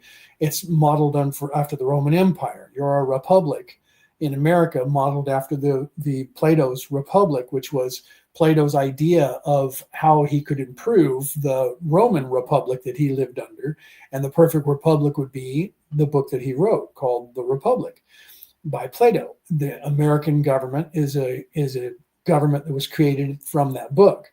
The English government is also under that Roman book. This government over here in Australia the government here is still loyal to the king in England, subject to the crown, but rule themselves independently the same way America rules themselves independently from the crown. But America doesn't claim that they're still a subject to the king, but some people claim that they are. Doesn't matter. It's not important. So, however, if you have the native DNA and certain DNAs in the European descent, your bloodline will be sought after by evil people, because you guys produce more people that are more awake spiritually than others, and they need to get control of you to keep you from waking other people up. But also, evil people cannot create, because creation has to come from the heart. I'm not saying they don't have a heart. They do. They love, but they only love themselves. They won't create anything that's going to benefit anyone but themselves. Therefore, they have no creative control. They have no creative power over the logos, over the matrix. So they need to get a hold of other people, you, me, and anyone else that can create, and keep us from becoming evil right away until we create shit that they can take from us. Okay. So some bloodlines are protected because there's a group of us protecting bloodlines. And then other bloodlines are not as protected because the other people are trying to keep protection over you so they can get some of your family members to come with them. They tried to do that with me when I was 11. The government of the United States came to my school and pulled me out of class and tested me with about 30 other students. And then the next day, the military showed up with my father, and they pulled me out of class and took me to the principal's office to offer me a job working for the federal government of the United States in the U.S. Air Force. And then when I would be in their junior academy until I graduated high school, and then I would be a full-time Air Force lieutenant and become a captain in less than a year and a half. Once I go to officer training school, I become a captain. But I had to tell them at 11 years of age whether I wanted to do it or not. And I couldn't, they couldn't tell me what I would be doing for the rest of my life, because it was going to be working basically for the deep state, skunk works, things like that, because of my IQ and my abilities that I have. And they recruited me until I was 27. They kept trying to recruit me over and over and over, but they didn't realize that I was awake. So because I was actually awake and not veiled, and I didn't allow them to know that, I was able to go, no, I don't want to do that. Thank you, which they got very upset about. And then they kept trying to recruit me because they didn't know that I was actually unveiled. Okay. So some of the bloodlines they watch because you produce more people that are spiritual, and they want to get a hold of you to corrupt you and have you create things for them. Or they also want to corrupt you to keep you from becoming who you actually were born to do. So they look for those in families. There's certain ancestors in certain families, right? You said, let's see, sorry about the, that's the other thing. Okay, you said, I was told that our ancestor was the ones who floated over here over 100,000 years ago and created the Americas. I think our bloodline is like O or something, typo negative, right? Typo negative. I'm typo negative. My entire family's typo negative. My wife, who's not here right now, she's at work. I was pointing like she was in the room. My wife is also typo negative. She's Australian, brought up in Australia, but she's typo negative. I'm American, but I'm typo negative. Both of us can trace our DNA back to France and back to Ireland, France, Wales, and Spain. We can see all of our families go right back to that. So the typo negative DNA is not from this earth because there is no monkey, right? So that's the negative factor. It means that there is no African DNA. You were not created from a monkey. So people always like to say that we evolved on this earth from primates, and then other people in the Ancient Aliens world, right? Which I'm friends with most of those because I own Ancient Aliens Worldwide on Facebook. Created that back in 2012, and it's being run by I have a great team that runs that over there like it's theirs, and I don't even have anything to do with it. They're teaching people about aliens and the history of the world over there, and all of the Ancient Aliens people from the television show are all on that in that group and friends of mine. But some of us broke away and went more spiritual instead of talking about the Ancient Aliens bloodlines. But the human genome that is here, some of them have the African DNA and have monkey DNA. They evolved from primates. The type O negative DNA, wherever it is on the earth, you don't have to be only of Aryan race. Everyone's always thinking that, oh, you guys are Aryans and you're Nazis. That's why people tell you you're a Nazi, brother, because you say you're type O and that type O comes from the west coast of Spain. Okay, whether you're typo negative or positive, the O comes from the west coast of Spain. They can only trace that. Science can only trace that back 10,000 years. That's the footprint of when we got here, the Patal. Okay, we were here before that, but our footprint appeared 10,000 years ago. Science cannot verify where that DNA came from. They do not find that DNA in any other body on this earth before 10,000 years ago. So they're like, we don't know where it got here 10,000 years ago. We don't know how. Science is actually saying that. Okay. That is the as above, so below, as within, so without. Whatever is in spiritual has to have a signature in the physical. Okay. So we came here, and you're more than likely came here as a wanderer as well. I don't know if you know what that term means. A wanderer is a soul. It sounds like you were wandering, because that's just the vernacular that's being used here. Some people know a walk-in. Some people say they're a walk-in, but I think some of those people don't realize that they're not a walk-in. They're a wanderer. A wanderer is a soul who heard the call that someone needs help, that this place is stuck and it needs help, and you designed a life and came here legally. So you went to the council. You wanted to come in to help out, and you literally went and designed a life just like everyone else does. They just don't remember it. And then you're put into a body, and you're veiled like everybody else, and you're born on this earth, and you have no memory that you actually came here on a mission. And you hope that at some point you wake up and realize that you're on a mission. And if you don't wake up and realize you're on a mission, at least you wake up enough to be making a difference in a positive way to help uplift the vibration of this earth, to change the course of earth and to get it back to where it was belonging. So that type O that you're talking about came from that, right? So there was more scroll up and see. Oh, so there was something that I missed. I apologize. Let me go back up here and see, because I saw that you said something, but it was sitting there, right? And it moved up. Okay, so let's see. Nope. Our Bloonies today look native because of the mixture. All right, so that's okay that you look native. And then you said, since I was 12, I've noticed going to there was more. I apologize, brother. Going to the Porch Creek things that they have, and they danced around me and my brother, and my mom always wondered, but knew we had Indian bloodline, but even she kept quiet, probably because she was supposed to. Okay. So then you put, can you post your Facebook? I don't know your links. Let's see. I got X and Facebook. Okay, so yeah, if you're on Facebook, you can type in my name and you can see Leonard O'Neill. You can type in my name and you'll see me and my book on my page. You can see it here and here. right? And I'll do a commercial for my book so you can see it up close. So if you go to my page, you'll see the Merlin and Maeve symbol as my background. And let me put that up on the screen for you so you can see that. Here's that. You'll see that as my picture on the back on the wallpaper. That's my company logo of myself and my wife, Merlin and Maeve. So if you go to Facebook, type in Leonard O'Neill and find the one that has the picture of my wife and I. There's one that has the icon of my wife and I. It's not this picture, but hers is. No, sure, she's changed hers too. But you'll see a picture of my wife and I when we were out at the nightclub a couple of weeks ago. We took a picture. So it'll be me and her. And then Merlin and Maeve will be my wallpaper. I believe that's the wallpaper I still have up. Then when you go on my page, you'll see that my book is on there for sale that I have right here that I'll do a commercial for her in a second because it's time to pay the bills. And then you'll be able to link me there on Messenger, okay? If not, I'll send you the link. Maybe I can grab it. Let's see. Oh, here, I can probably grab you the link from the other monitor over here that'll send you to the video, okay? Let's see if I can paste this in the chat down here. Yeah.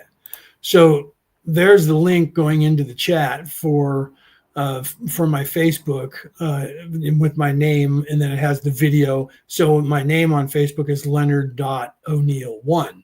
So you see that, right? That'll send you to you can do like at Leonard.O'Neill1, or you can click on that link, copy and paste it into Facebook, and it'll take you to the video that I'm live on right now. But that'll also get you to you can click on my name on the video and take you to my personal page. Then you can get a messenger to me. Okay. So let's see let me finish what you were saying about your mom. When my mom was pregnant, wait, did I miss anything? No. When my mom was pregnant with me. She wasn't supposed to have kids, but my brother was born. But for me, she had a dream with a bright light. That's good. And told her what to name me, and honestly went to honestly went to rehab. Is that what it is, right? So so what you said just hit me with what I discovered with Jesus in rehab. Good for you. You went to rehab, and with Jesus in rehab, he showed me some stuff and told me to go to my people. Great, right? And I haven't stopped. Good for you. Good for you, because Jesus is a good person and came here to give some really good information to the people and was trying to teach people. And I'm here actually teaching and trying to continue what Jesus was teaching, and teaching the same information, because that information that Jesus was teaching to you, he was trying to tell you, you can unlock within yourself.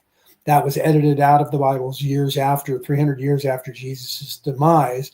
Constantine at the first and second Council of Nicaea edited that information out as much as they could. Okay. Okay, so you're trying to you're trying to get your Facebook page, brother. So I want to call you after this. Yeah, that'll be fine. So once you do that, then you can message me, and then after I get off the live, you can call me and we can talk. Right. My wife will be coming home in a couple of hours, so I will have to get off at some point to cook dinner, but I can talk to you before that until then. Right. So, yeah. And then we can talk more without having to be going back and forth on here. So I've come to do the same thing. I'm not here to die for people's sins and to be the savior. That's not what I came here for in this lifetime. Right. I'm here to continue the message. And that message is that you can unlock this information, because it's normal information that everyone can unlock. And if you look in history, you'll see that all the ascended masters who were giving you information on how to get off of this planet were all giving you the same information. Those people didn't copy it from each other. Those people copied it from the source.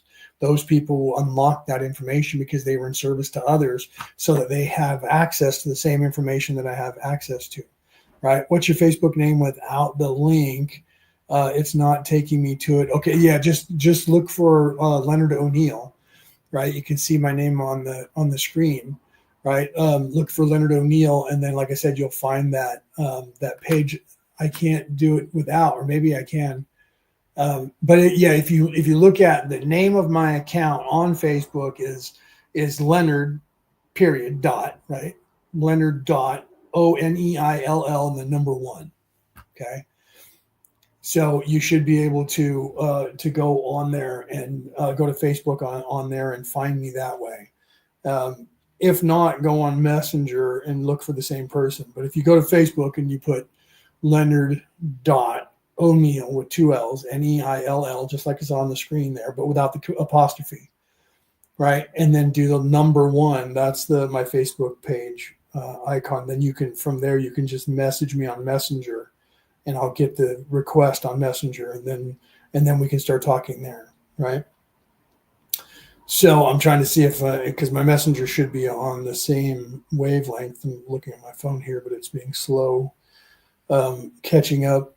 So as soon as I get the chat request, then I'll accept it.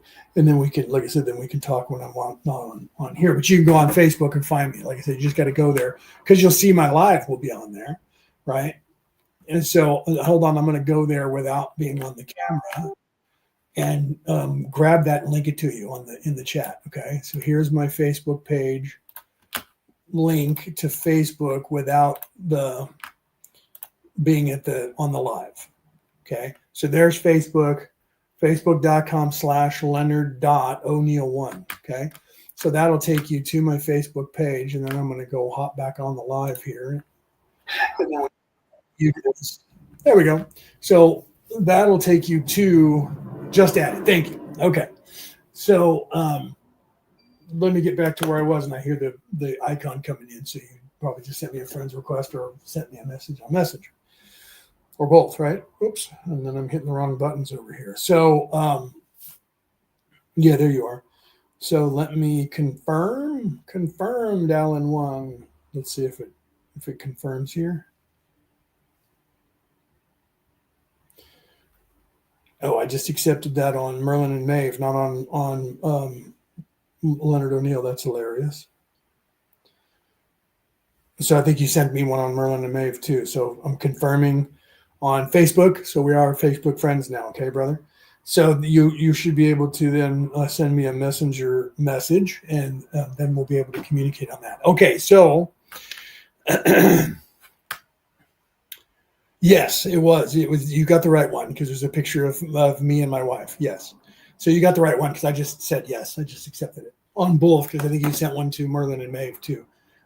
Or maybe it just took me there, and I had to log into myself because I was logged in as Merlin and Maeve, not myself. On my computer, I was logged in as myself, but on my phone, I was logged in on my business account, my wife and I's business account. Okay, so this place got stuck because these invaders took control of this planet, and they came down boots on the ground just like we did in corporeal form, but that gives them access to the past. So they rewrote the past. They came in the past and they rewrote the history, and that's what changed the history of this planet. So we came in further back than they did. Okay, we came in further back than they did and went through the natural progression of being a rock, and then a tree, and then an animal, and then a human. So we went further back than they went, so they couldn't get rid of us. And then we merged with the Matrix longer. It took our time, because time doesn't exist only in the third and, first, second, third, and partially through the fourth and fifth density. Time starts waning and going away because time is only the distance it takes the physical body to go from one place to another. Once you move out of the physical body into your spirit, to your soul body, your spirit body, and when you start realizing I am that and you're not this, then you move up into 4D and eventually 5D, and eventually your body starts to go away. The physical body starts to go away each lifetime. There's a less and less physical body until eventually you're just a light body because you're a spirit, you're a soul, and you live in that for the rest of time back to the creator, unless you want to manifest yourself into a physical body. But then you only do that mentally, and people just perceive you as having a physical body. You don't actually have one, but they can touch you. Right? Or you can go back down and fracture a piece of you to go back down into places like this, like I have done. But I have come here as my higher self. So that's who I am. That's who I'm channeling to talk to you guys about all of this, of what's going on. So this place was taken over by bad guys, and they changed history. Some of us came here and kicked their ass off this rock. They ran from us, and they're running, trying to conquer things ahead of us, and we have a contingent that follows them. And some of us stay here and go boots on the ground to fix the damage they've done and restore the order and give people back the ability and the tools they need to graduate naturally without changing everything. So we come in because there is a prime directive. So we can't come in and go boots on the ground and just change things. It's too much of a shock. It'll upgrade the DNA of the people here too fast, and the people will resist that, and they won't be ready. So the people here were already stuck anyways. They were stuck. So they were already calling out for help, and those guys got here and stuck them even harder. And so we came, kicked their ass out, and we're changing history and putting it back to where it should be. And we're almost done doing that, and that's going to change the face of the earth. And that's why you're having the Mandela effect memories that some of you have out there. Those of you who are having the Mandela effect memories and you're remembering different timelines and going, it used to be this way, now it's this way. Why do I have that memory? And there's other people like me that have that memory. It's because you're awake enough to perceive it, because you're one of the people who came here to fix it. The people who came here to fix it are still able to perceive the timeline changes. The people who you're fixing it for, or the ones who are completely veiled, they won't perceive the timeline shift, so they don't have that memory. To them, that memory never existed because they don't exist anymore. That memory only exists in your memory because you were alive in that memory. Your vibration is at a high enough rate so that you still remember that. You still have that memory. It doesn't get wiped, okay? So, right. All right, brother, you got to go. And Woo Rider said, thank you for the stream. I got to probably get off here too, because I've been 3 hours and 15 minutes. So Woo Rider, have a good night, brother. I love you. I'll see you next time. Right. I'll be live on Saturday, my time, Friday, America time. So to talk about the Emerald Tablets and Thoth, I'll continue on that. So it'll be 8 a.m., 9 a.m. Over here in the East Coast in New South Wales, Australia. That is 3 p.m. West Coast America time, but I think it's your time change. No, it's your time change at the end of the night, or it'll be before that. So it'll still be the same time. I'll be live at 3 p.m. West Coast America time, so that's 6 p.m. East Coast America time. On your Friday, it'll be my Saturday, and we'll be talking about the Emerald Tablets. I'll be interpreting those for you. We're on, I believe, Emerald Tablet 11. So we'll be doing that. I'll be live on Orion Rising and on YouTube and on Instagram, but I will share the Orion Rising on Facebook to my Facebook page under my name. So you'll be able to hop in there. And if you want, that'll take you back to Orion Rising, and you can join that page. That's where I take the podcast live every week. But when I go live just as me or channeling, I go live on Leonard O'Neill, and eventually we'll be going live on Merlin and Maeve. Okay. And then eventually on merlinandmaeve.au. Okay, so it sounds like somebody's turning on tools, so I'm going to have to get off here anyway or close the window that I just opened. So this is my Thursday. It's your guys' Wednesday. So I'll be on your guys' Friday, which will be my Saturday, live at that time. So depending on where in the world you are, you can figure out the time wherever you're at. And I'll be live, like I said, on Orion Rising. So you guys will be able to see, like I said, the Emerald Tablets of Thoth. I'll be translating that atonement to you and showing you exactly what that means and what they were trying to tell you with that. And, the controversy of people saying it was fake and it was invented. They say that about everything, and everything has the same knowledge in it. So it's not fake. And even if it is, it's telling the same knowledge, which is the knowledge of ascension, which is the knowledge that they try to edit out of all the Bibles and all the religions and keep from you. So it's the information that you're supposed to ascend to, and you will unlock in your head whether or not I tell you about it or not. It will eventually, you'll start to unlock that stuff because you will start questioning everything. Because eventually you'll get tired of being here. The strife of living in this place will beat you down enough to where you'll go, there's got to be something more than this, and you'll start asking questions, and you'll still walk your path and start spiraling upward in your vibration and start learning what's going on, okay, in the world. Right? David says, I'm 31 and still awake, laugh out loud. So if you awake still, love to convo with you. Yeah. You're still awake. So let me get off of here. Right. I'll end this program. I'm going to go use the restroom and then move into the living room where I can put my feet up, and then we can talk on my phone. Right. I'll grab my phone, plug it in, and then we can call and talk to one another, at least for a little bit, because I have my wife getting off at like 5:30. So I got an hour because it's 10 minutes to 4. So I have an hour. We can talk for an hour today. Right. So let me get off here, use the restroom, and then we'll call you, brother. And then you and I can talk for about an hour before I got to start cooking dinner for my wife when she comes home for dinner. All right.